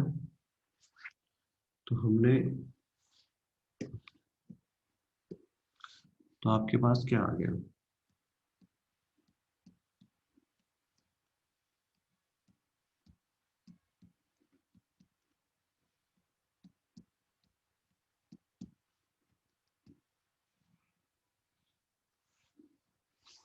अच्छा पर पता है, मतलब मैक्सिमास तो बहुत आसान है, पर मिनिमास एक बहुत अच्छा सवाल है, मतलब थोड़ा सा इम्पोर्टेंट कम है। नॉर्मली मेडिकल में पूछा भी नहीं गया इस टाइप का सवाल, लेकिन मतलब बहुत हाई क्वालिटी क्वेश्चन होता है।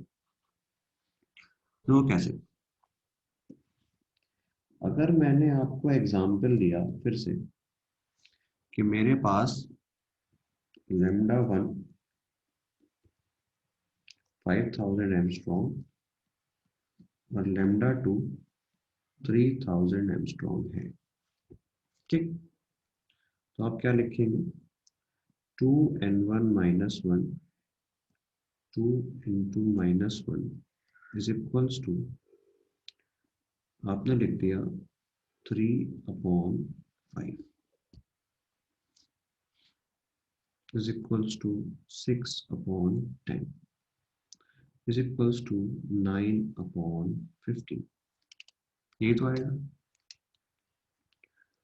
और जब तुम ध्यान दोगे तुम्हें समझ में आएगा 12/20। तो सबसे पहले हम इसको सॉल्व करते हैं ऐसे।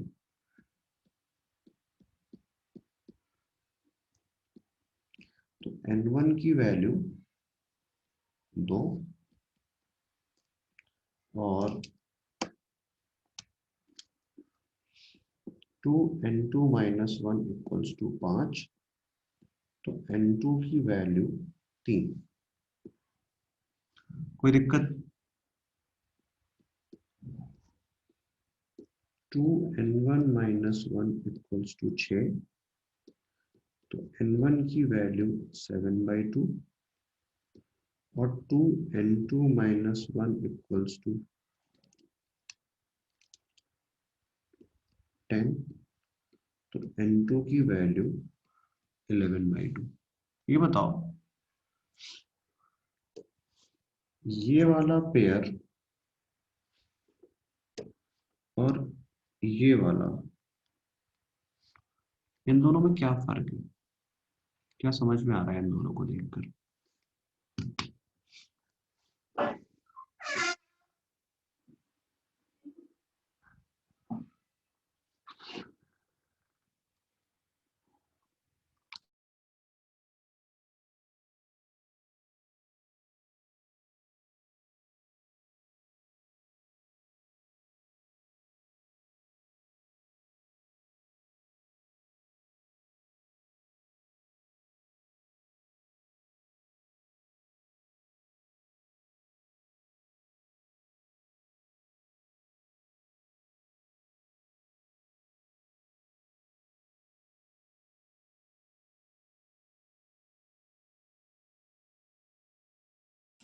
ये बात हुई ना जबरदस्त वाली।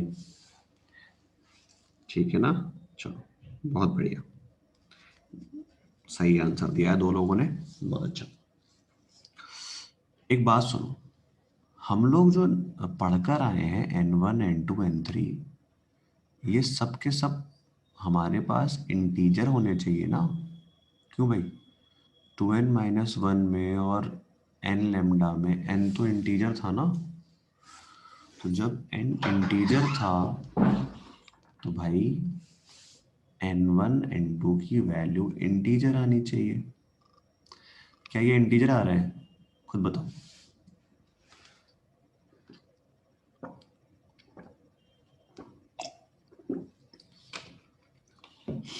तो हमारे पास, याद रखना,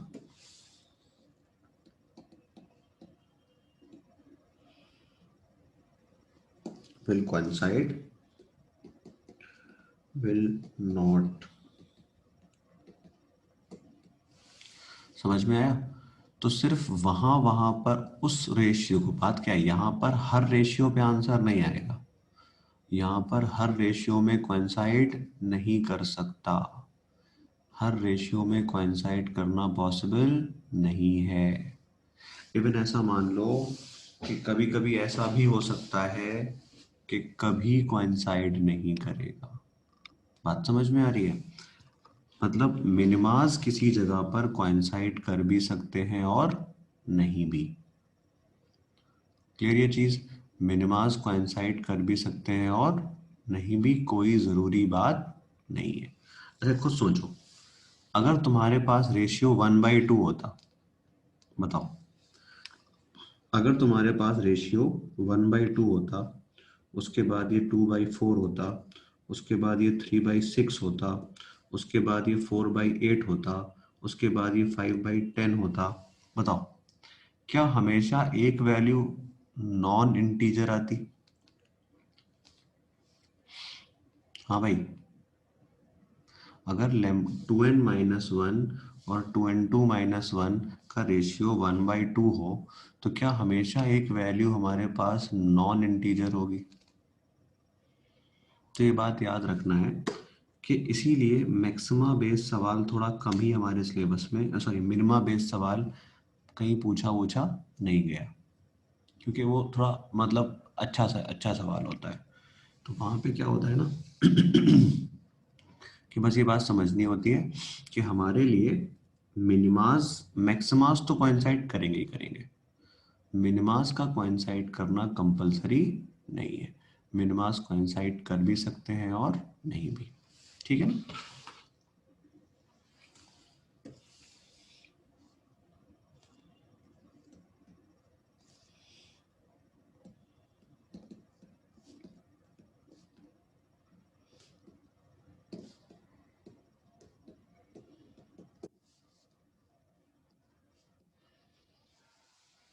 चलो भाई,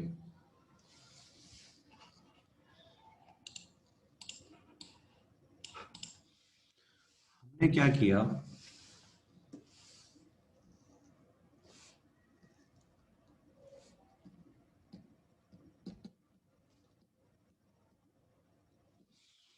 हमने अपने YDSC सेटअप में एक वाइट बीम को इंसिडेंट करा दिया।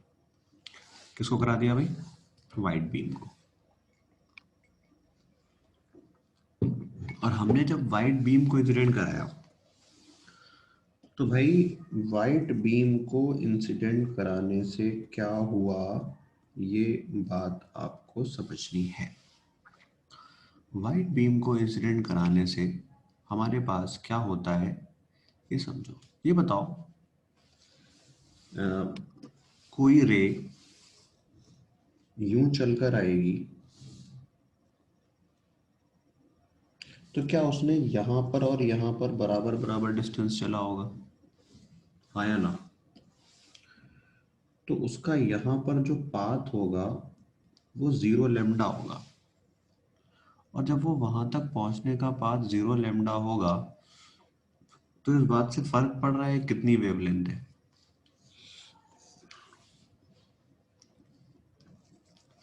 क्यों भाई? तो हमारे पास जो वाइट बीम, ये बताओ वाइट बीम के अंदर कितने टाइप की वेवलेंथ होती होगी? क्यों? वाइट बीम के अंदर कितने टाइप की वेवलेंथ, कितनी वेवलेंथ? इनफाइनाइट। वाइट बीम के अंदर कितनी wavelength? Infinite number of wavelength. 3800 Armstrong से 6800 एमस्ट्रॉन्ग के बीच में सब कुछ। पर ये बताओ, जब ये दोनों चल चल के मिड पॉइंट पर पहुंचे, जब ये दोनों चल चल के मिड पॉइंट पे पहुंचे, तो कोई फर्क ही नहीं पड़ा कि इनकी वेवलेंथ क्या थी। क्यों?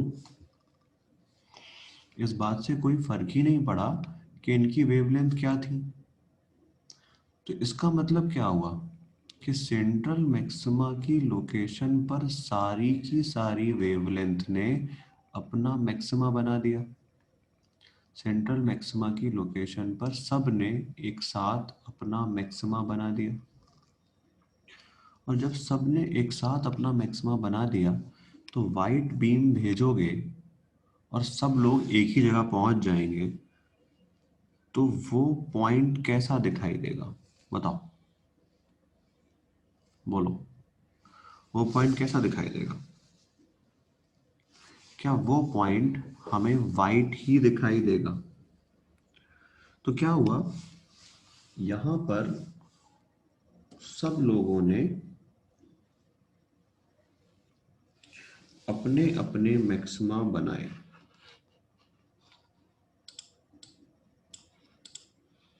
ठीक, सब लोगों ने अपने अपने मैक्सिमा बनाए। किसने किसने बनाया? मैक्सिमा बनाया रेड ने, और सबसे छोटा मैक्सिमा बनाया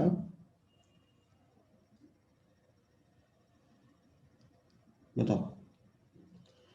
जब इनफाइनाइट नंबर ऑफ वेवलेंथ पहुंची, तो सबसे बड़ा मैक्सिमा किसका? रेड का। सबसे छोटा मैक्सिमा किसका? वायलेट का। तो ये बताओ, सेंट्रल मैक्सिमा जो था, सेंट्रल मैक्सिमा का सबसे ब्राइट स्पॉट यहां पर होगा, और ये पॉइंट हमें वाइट दिखाई देगा। कैसा दिखाई देगा? ये पॉइंट हमें वाइट दिखाई देगा। अच्छा ये बताओ, सेंट्रल मैक्सिमा तो फैला हुआ है ना, तो सेंट्रल मैक्सिमा की पेरीफेरी कैसी दिखाई देगी?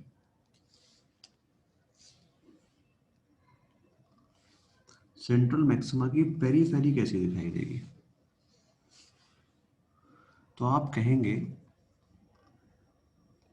कि सेंट्रल मैक्सिमा की पेरीफेरी का मतलब ये हुआ इससे,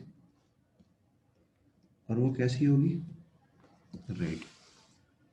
अच्छा ये बताओ, जब सेंट्रल मैक्सिमा के बाद मैक्सिमाज रिपीट करना शुरू करेंगे, जब सेंट्रल मैक्सिमा के बाद मैक्सिमाज रिपीट करना शुरू करेंगे, तो सबसे पहले किसका मैक्सिमा रिपीट करेगा?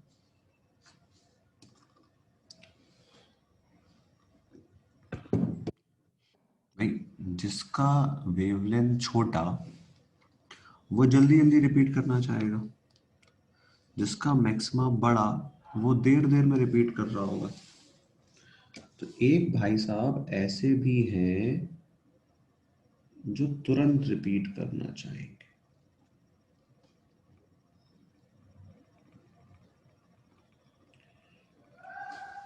तो ये बताओ, अगर ये कहा जाए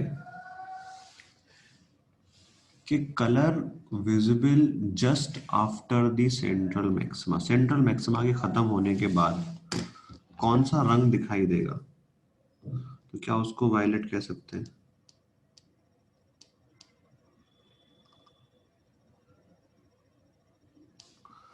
ठीक है ना? तो यही कुछ मेन पॉइंट्स हैं, पहले उनको लिखते हैं। When white beam is incident on YDSE, central maxima. अच्छा एक बात सीम बताओ, फिर इसको पूरा लिखेंगे। सेंट्रल मैक्सिमा के बाद ऐसा दोबारा कब होगा जब सारी की सारी सेंट्रल मैक्सा सारे के सारे मैक्सिमास एक बार फिर कोइंसाइड करेंगे? सेंट्रल मैक्सिमा के बाद ऐसा कब होगा जब सारे के सारे मैक्सिमास दोबारा कोइंसाइड कर जाएंगे? क्यों भाई? तुम खुद देखो, जब सिर्फ दो मैक्सिमा को कोइंसाइड कराना था तब तो रेशियो बन रहे थे, जब सिर्फ दो को कोइंसाइड कराना था तब तो कुछ स्पेशल केसेस थे, कुछ स्पेशल जगहें थी जहां पे कोइंसाइड कर रहे थे। तो ऐसा लगता है तुम्हें कि अगर हमारे पास इनफाइनाइट नंबर ऑफ वेवलेंथ हो तो क्या दोबारा ऐसी कोई स्पेशल जगह बना पाएंगे?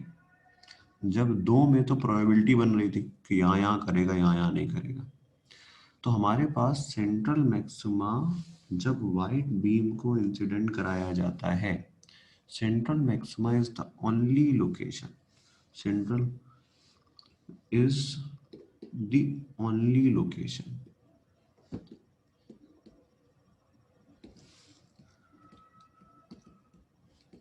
White in colour. दूसरा पॉइंट,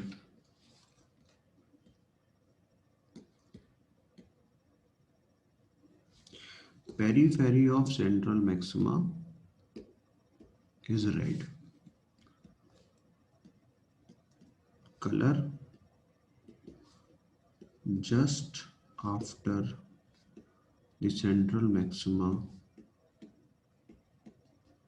is violet। ठीक है ना?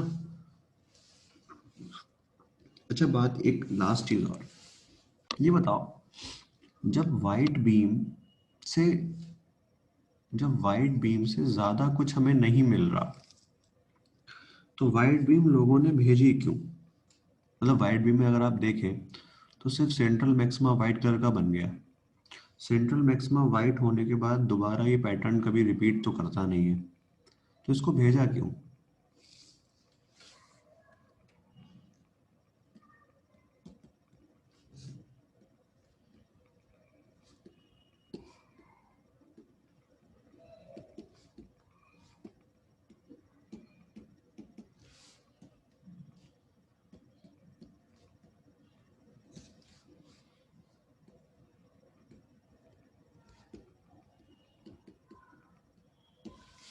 एक बहुत लॉजिकल सी बात समझो। तुम्हारे पास स्क्रीन पे ना, तुम्हारे पास स्क्रीन पे मान लो 1000 फ्रिंजेस बन रही हैं। कितनी फ्रिंजेस बन रही है? 1000। अब एक आइडेंटिकल पैटर्न तुम्हारे सामने है, छोटी छोटी छोटी छोटी छोटी छोटी फ्रिंजेस बनी हुई है। तो मेरे लिए ये पहचानना थोड़ा सा मुश्किल काम हो जाएगा कि इस जगह पर सेंट्रल मैक्सिमा बनेगा। इस जगह पर क्या बनेगा? सेंट्रल मैक्सिमा बनेगा। तो हम लोग क्या कहते हैं? हम लोग ये कहते हैं कि हमारे पास सेंट्रल मैक्सिमा, कह सकते हो सेंट्रल मैक्सिमा को पहचानने के लिए कि इस जगह पे सेंट्रल मैक्सिमा आने वाला है इस सिस्टम के लिए, हम लोग वाइट बीम को इंसिडेंट कराते हैं। बात समझ में आई? हम वाइट बीम को इंसिडेंट इसलिए करवाते हैं ताकि हमें ये आइडिया लग जाए कि इस सिस्टम के लिए, इस एपरेटस के लिए, इस YDSC सेटअप के लिए हमारा सेंट्रल मैक्सिमा किस जगह पर होगा। हाँ जी, क्या ये बात समझ में आ रही है यहाँ तक पूरी? क्या कहना चाहता हूँ मैं तुमसे?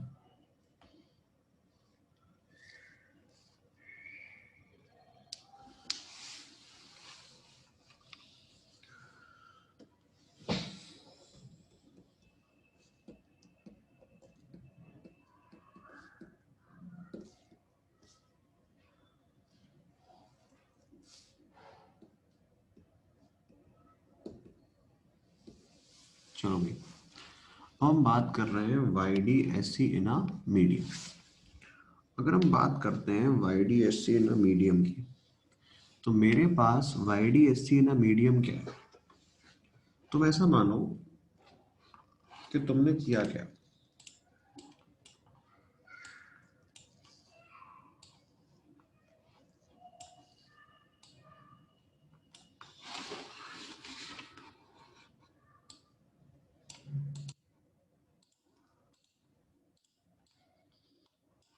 और छोटी सी बात, तुम्हारे पास ये सिस्टम पहले वैक्यूम में था, फिर तुम इसे ले गए मीडियम म्यू में। ठीक? तुमने यहां से वेवलेंथ भेजी थी लेमडा, तो यहाँ पर फ्रिंजेस बन रही थी beta is equals to lambda D/D।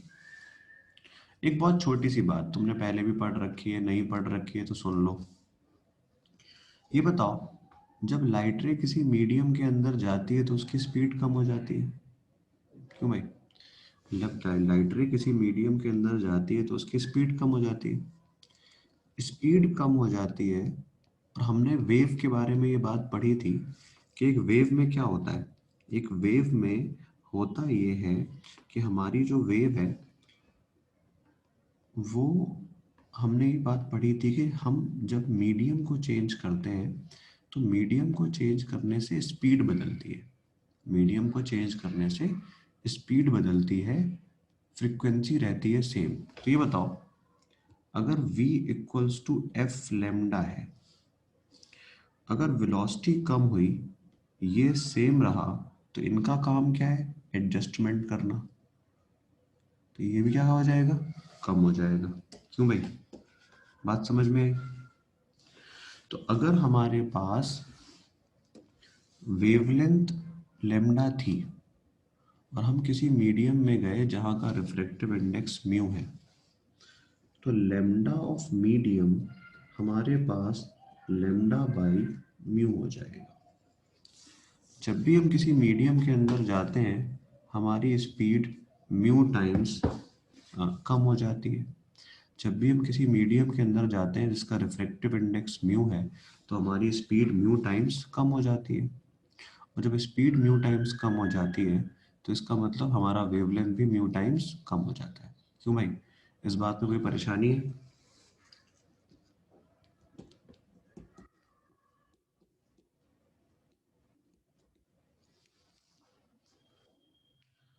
ठीक है ना? तो हमारे पास बीटा इनसाइड मीडियम कितना आ गया? बीटा इनसाइड मीडियम आ गया लेमडा अपॉन म्यू D/D। ये बताओ, मीडियम के अंदर ले जाने से क्या कैपिटल डी और स्मॉल डी पे कोई फर्क पड़ेगा? इन दोनों पे तो कोई फर्क नहीं पड़ेगा। इसका मतलब simply beta medium is equals to beta by mu. तो मेन बात क्या समझ में आई? When YDSE is shifted inside a medium, when YDSE is shifted inside a medium, pattern becomes narrow। जो पैटर्न है वो नैरो बन जाता है, श्रिंक कर जाता है। ठीक है ना? ये बताओ, अगर पैटर्न नैरो बन गया, श्रिंक कर गया, तो तुम्हारे पास अगर हाइट h की स्क्रीन पर number of fringes h by beta थी,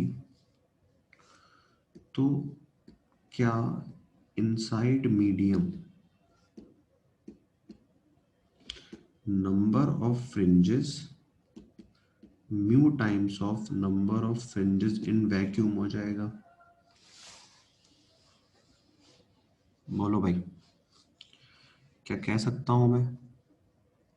जितने टाइम्स फ्रिंज छोटी हो जाएगी उतने टाइम्स ज़्यादा फ्रिंजेस अब मेरी स्क्रीन पर बनेगी। अगर मेरी पहले फ्रिंजेस 100 बन रही थी तो क्या अब मेरी फ्रिंजेस 200 बनेगी अगर हमने 2 टाइम्स कर दिया तो, या रिफ्लेक्टिव इंडेक्स 2 है तो अगर फ्रिंज म्यू टाइम छोटी हो गई, अगर फ्रिंज म्यू टाइम्स छोटी हो गई तो क्या मेरे पास number of fringes mu time ज़्यादा हो जाएंगे? ठीक है ना? समझ में आया सब लोगों को? चलिए,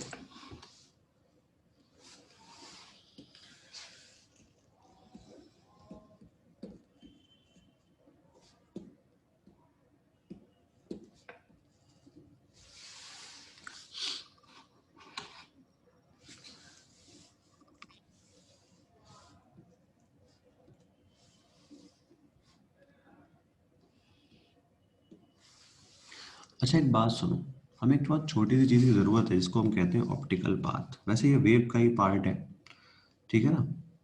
और इसको हम क्या कहते हैं? Optical path. एक बात बताओ, तुम्हारे पास जो ऑप्टिकल पाथ है इसके बारे में मुझे एक चीज़ समझाओ। हमने अभी क्या पढ़ा कि हमारे पास जो v होता है वो f लेमडा होता है, ठीक? तो जब वेलोसिटी घटती है तो लेमडा घटता है। इसका मतलब ये हुआ ना कि अगर किसी वेव ने इस मीडियम को चलने के लिए, इस थिकनेस t को चलने के लिए 2 वेवलेंथ का इस्तेमाल किया था, तो ऐसा हो सकता है कि उसी को इसके अंदर चलने के लिए 3 वेवलेंथ का इस्तेमाल करना पड़े। बताओ भाई।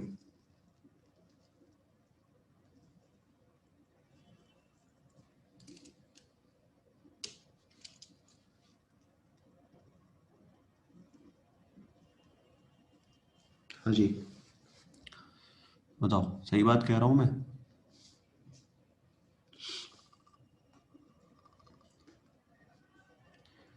हमें ये पता है कि लैम्डा डिक्रीजेस इनसाइड मीडियम। जो लैम्डा है वो मीडियम के अंदर डिक्रीज कर जाता है। तो अगर हमने 2 रेस से थिकनेस टी चलवाया, हमने 2 रेस से थिकनेस टी चलवाया, तो अगर तुम 2 रेस से थिकनेस टी चलवाओगे तो अगर वो वैक्यूम में है तो उसने लेमडा चला है, और अगर वो मीडियम में है तो उसने लेमडा बाई, मतलब कह सकते हो कि उसने ज़्यादा वेवलेंथ चली है। क्यों भाई, सही बात है ये? अच्छा ये बताओ, अगर मैंने उसकी वेवलेंथ को म्यू टाइम्स छोटा कर दिया तो क्या उतना ही डिस्टेंस चलने के लिए म्यू टाइम्स ज़्यादा नंबर ऑफ वेव चलनी पड़ेगी? मेरे पास 100 मीटर थे, लेमडा की वैल्यू 1 मीटर थी, मैंने 100 लेमडा चले। ये बताओ, अगर इसी 100 मीटर में मैं अपने लेमडा को 1/2 कर दूं तो क्या मुझे 200 लेमडा चलना पड़ेगा? उसी 100 मीटर में मैं अपने लेमडा को 1/3 कर दूं तो क्या मुझे 300 लेमडा चलना पड़ेगा?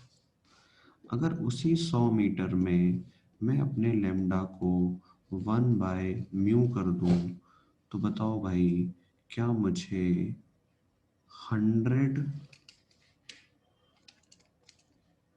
म्यू इंटू 100 लेमडा चलना पड़ेगा? बताओ भाई,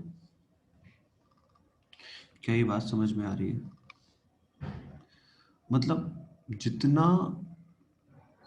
ज़्यादा रिफ्रैक्टिव इंडेक्स होगा, मेरी नंबर ऑफ वेवलेंथ उस मीडियम के अंदर उतनी ज़्यादा हो जाएंगी।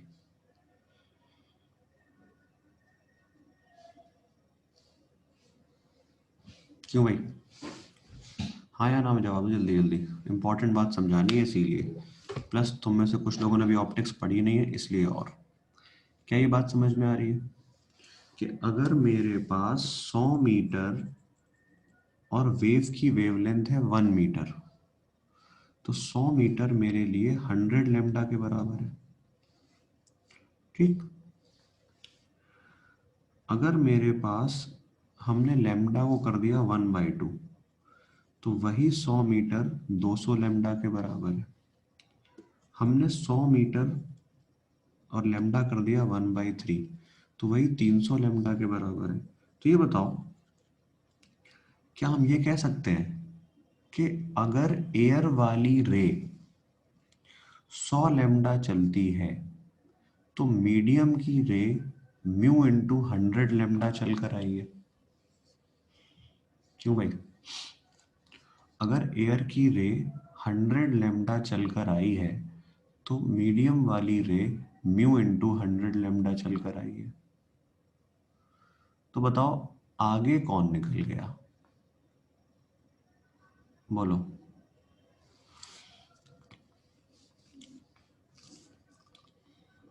बताओ भाई, आगे कौन निकल गया? अच्छा, एयर वाली आगे निकल गई। पाथ के टर्म में, पाथ के टर्म में जब दोनों टी डिस्टेंस चल के मिले, जब दोनों टी डिस्टेंस चलकर मिले, मान लो यहां पर इनकी मुलाकात हुई, यहां पर इनकी मुलाकात हुई। जब इनकी मुलाकात यहां पर हुई तो कौन लीड पर है? कौन लीड पर है? मीडियम। तो हमारे पास, हम ये कहते हैं कि मीडियम में चला गया टी डिस्टेंस एयर में म्यूटी के बराबर होता है। क्या मैं ये बात कह सकता हूं कि अगर तुम मीडियम में टी चलकर आए हो तो वो तुम्हारा रास्ता म्यूटी के बराबर है? अगर कोई एयर में टी चलता है और कोई मीडियम में टी चलता है तो मीडियम का टी एयर के टी से म्यू टाइम्स ज्यादा है। बोलो भाई, कह सकते हैं ऐसा? तो ये बताओ, तो हमारे पास एक चीज आती है ऑप्टिकल पाथ। तो ऑप्टिकल पाथ तो हो जाता है म्यूटी। ऑप्टिकल पाथ तो क्या हो जाता है? म्यूटी। पर एक चीज होती है ऑप्टिकल पाथ डिफरेंस, और वो क्या हो जाएगा? म्यू टी माइनस टी, मतलब म्यू माइनस 1 × टी। बोलो भाई, किसी को नहीं समझ में आया हो तो बोल दो, ठीक है ना? और बोलने से पहले खास तौर से 12th वाले सोच लेना।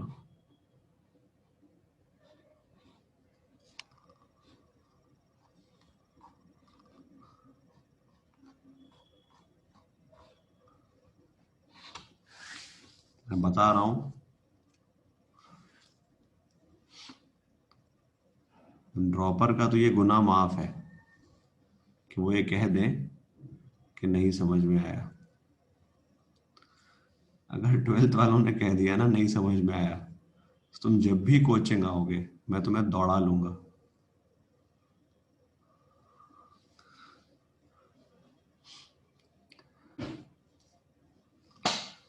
समझ में आया?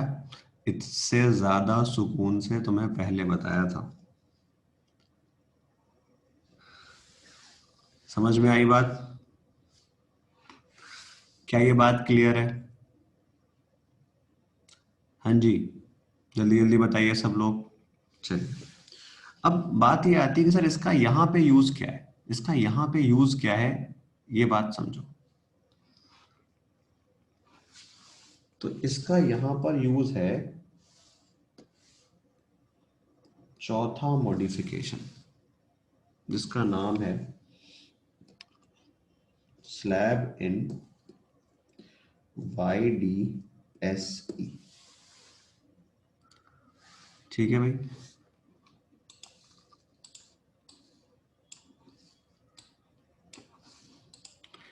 हमने किया क्या,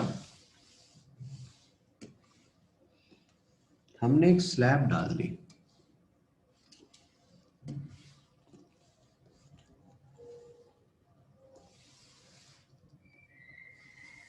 जिसका रिफ्रैक्टिव इंडेक्स म्यू है और थिकनेस टी है। रिफ्रैक्टिव इंडेक्स म्यू है और थिकनेस टी है। यहां पे दो सोर्स थे और ये था मिड पॉइंट, और ये था मिड पॉइंट। क्या हुआ? एक लाइट रे यहां से निकली और यहां पहुंची,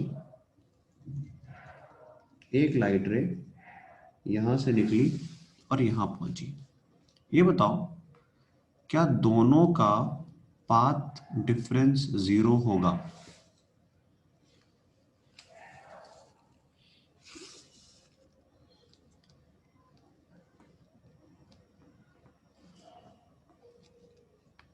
एक बात सुनो,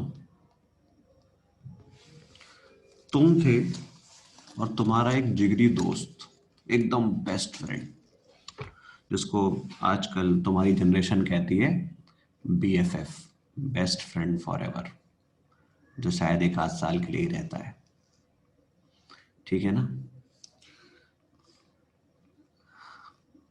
अब हम बात कर रहे हैं तुम्हारे बेस्ट फ्रेंड फॉर एवर की।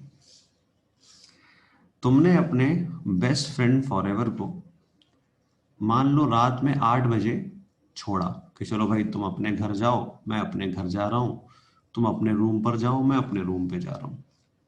दिन भर तुम लोग ने साथ में खूब घूमा फिरा, मस्ती एकदम, कोई काम पढ़ाई वाला नहीं करा, सारे काम अपने इस तरीके से करे कि इतना थक गए थे कि लग रहा था कि अब जाके हम भी सोएंगे और ये भी सो जाएगा मेरा दोस्त।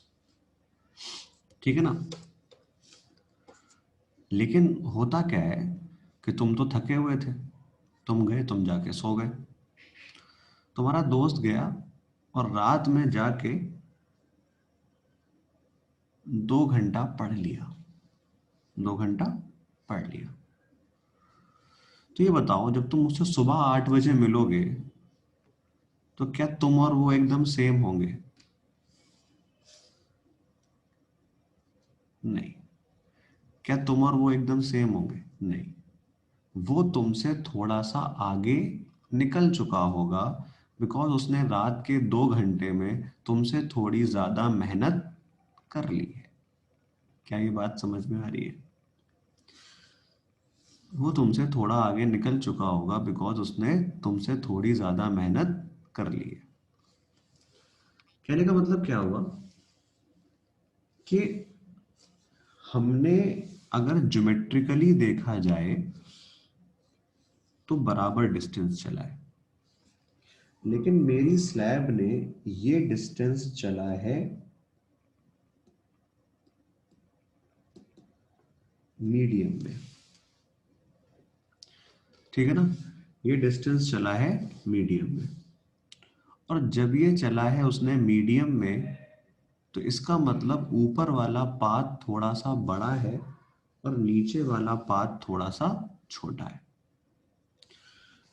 तो बताओ भाई, जब हमने यहाँ पे पाथ डिफरेंस निकाला तो क्या ये पाथ डिफरेंस अब μ-1 × t आएगा? क्या ये वाला पार्ट डिफरेंस यहाँ पर μ-1 × t आएगा? और ऐसा होने की वजह से सेंट्रल मैक्सिमा जिस जगह बनना चाहिए उस जगह नहीं बनेगा, और ऐसा होने की वजह से सेंट्रल मैक्सिमा जिस जगह बनना चाहिए वहां पर नहीं बनेगा। अब हुआ क्या? अब तुम लोग कौन थे? तुम लोग थे BFFs। तुम्हारे बीच में कोई वो नहीं था, मतलब तुम अपने सारी बातें दिल खोल के एक दूसरे से कह सकते थे। जब तुम्हें सुबह 8 बजे तुम्हारा दोस्त मिला, या मान लो तुम लोग स्कूल में पहुंचे, तुम्हारे टीचर ने एक सवाल पूछा और तुमको तो हवा भी नहीं लगी, और तुम्हारे बेस्ट फ्रेंड फॉरएवर ने उसका जवाब दे दिया, तब तुम्हें एहसास हुआ कि मेरा दोस्त धोखेबाज है। मेरा दोस्त क्या है? धोखेबाज। मैंने तो उसको सोने के लिए भेजा था और ये 2 घंटा पढ़कर आया है। ठीक है ना? तब तुम्हें ये एहसास हुआ कि हमारे पास ये हमें धोखा दे रहा है। तुम क्लास से बाहर निकले और तुमने उससे कहा, यार ये तो बड़ी गलत बात है, तुम यार जाके पढ़ लेते हो अकेले, हमको दिन भर घुमाते हो, और हम तो जाके थक के सो जाते हैं, और तुम जो है ना तुम पढ़ लेते हो, ये तुम मुझे धोखा दे रहे हो। ठीक है ना? तो तुमने कहा एक काम करो, अब तुमको मेरे बराबर आना पड़ेगा, तुमको मेरे बराबर आना पड़ेगा। अब तुमको मेरे बराबर आना पड़ेगा तो प्रॉब्लम क्या है? ठीक है ना? तो तुमको मेरे बराबर आना पड़ेगा, तो प्रॉब्लम क्या है कि वो तो 2 घंटा पढ़ चुका है ना, वो तो 2 घंटा पढ़ चुका है, वो हमेशा लीडिंग पे रहेगा। तो हम उससे कहेंगे कि देखो, तुमको और मुझे पार्ट डिफरेंस 0 करना है, और तुम हमेशा एक डिस्टेंस मीडियम से चल कर आते हो, तो तुम्हारा तो मैं कुछ कर नहीं सकता उस चीज का। जो तुमने 2 घंटा स्पेंड कर दिया है उसका मैं कुछ कर नहीं सकता। तो एक काम करो, अब कुछ दिन तुम थोड़ा कम पढ़ो और हम थोड़ा ज्यादा पढ़ेंगे, और फिर किसी एक दिन हम दोनों बैलेंस कर लेंगे एक दूसरे को। क्यों भाई? यही करना पड़ेगा। अब वो 2 घंटा पढ़ चुका है, वो 2 घंटा ऑलरेडी पढ़ चुका है, तुम उससे 2 घंटा लैगिंग पे हो। तो अगर लैगिंग कवर करनी है तो क्या करेंगे? उससे कहेंगे तुम थोड़ा कम मेहनत करो, हम थोड़ी ज्यादा करेंगे, और किसी एक जगह पे हम दोनों फिर से मिल जाएंगे। तो हमने इनसे कहा कि तुम थोड़ा कम चलो, तुम थोड़ा ज्यादा चलो, और यहां पर जाकर ऐसा हो सकता है डेल्टा x 0 हो जाए और सेंट्रल मैक्सिमा बने। और क्या, बीएफएफ्स हैं भाई, सारे काम एक साथ करेंगे।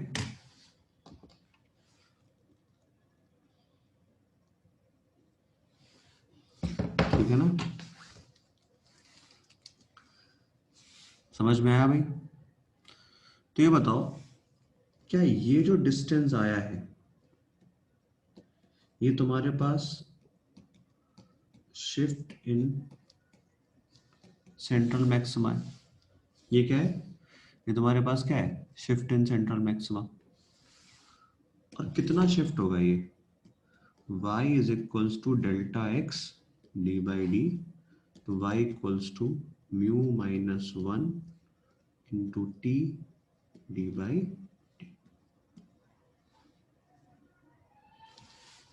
समझ में आया? हाँ जी, बोलो। ये बात क्लियर है सब लोगों को? चलिए, बहुत बढ़िया। अच्छा, इसका मतलब क्या है? ये तो हो गया शिफ्ट का फॉर्मूला, पर एक बात समझ में आई कि सेंट्रल मैक्सिमा जाता किस तरफ है?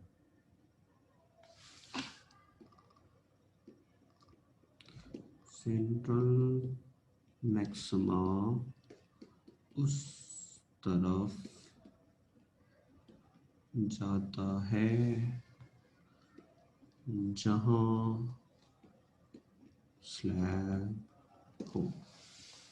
सेंट्रल मैक्सिमा उस तरफ जाता है जहां पर स्लैब हो। अच्छा, एक बात बताओ,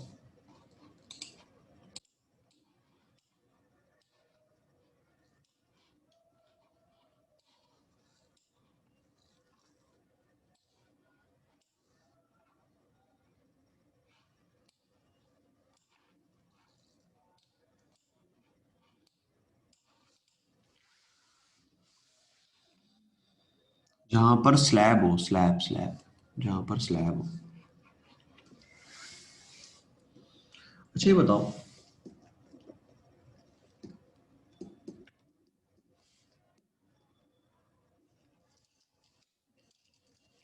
ऐसा मान लो कि तुम और तुम्हारा दोस्त, जिगरी दोस्त, बेस्ट फ्रेंड फॉर एवर्स, लेकिन तुम दोनों छुप छुप के पढ़ते हो एक दूसरे से। ऐसा भी तो हो सकता है यार, सिर्फ एक आदमी छुप के ना पढ़ता हो, दोनों ही छुप के पढ़ते हो। क्यों भाई, ऐसा होता है कि नहीं होता? एक पहले वाले को नहीं बता रहा, एक दूसरे वाले को नहीं बता रहा उसने क्या पढ़ा हुआ है। दोनों बैठ साथ में रहे कोचिंग आके, पर बता नहीं रहे हैं कि हम क्या पढ़ कर आए हैं। ठीक है ना, दोनों ही डिस्कस कर रहे हैं। एक हमसे कह रहा है कि यार यार हमने कुछ नहीं पढ़ा, दूसरा कह रहा है हमने कुछ नहीं पढ़ा। ठीक है ना, तुम उनसे पूछो अपनी कोचिंग के नोट्स दिखाओ, तो ये यार नोट्स घर पे रह गए यार, आज लाए नहीं है स्कूल। तो उनसे किताब मांगो, तो किताब नहीं होगी उनके पास। तो दोनों छुप छुप के पढ़ रहे होते हैं कि कहीं मेरा जिगरी दोस्त मुझसे आगे ना निकल जाए। तो ये बताओ, ऐसी कंडीशन में, ठीक है ना, ये बताओ, अगर ऐसी कंडीशन में आगे कौन निकल जाएगा? जिसने छुप के ज्यादा मेहनत करी होगी। क्यों भाई?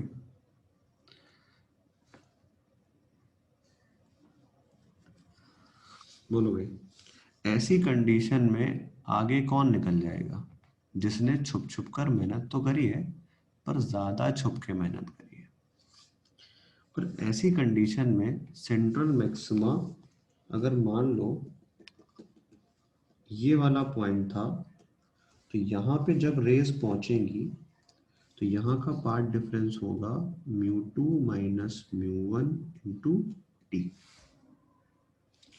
और सेंट्रल मैक्सिमा पहुंचेगा इधर।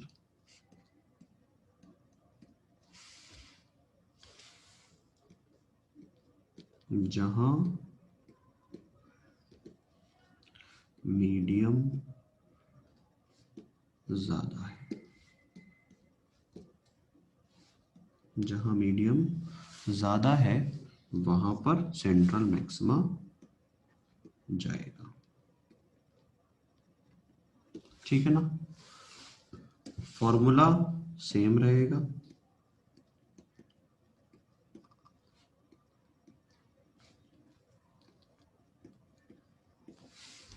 बोलो भाई।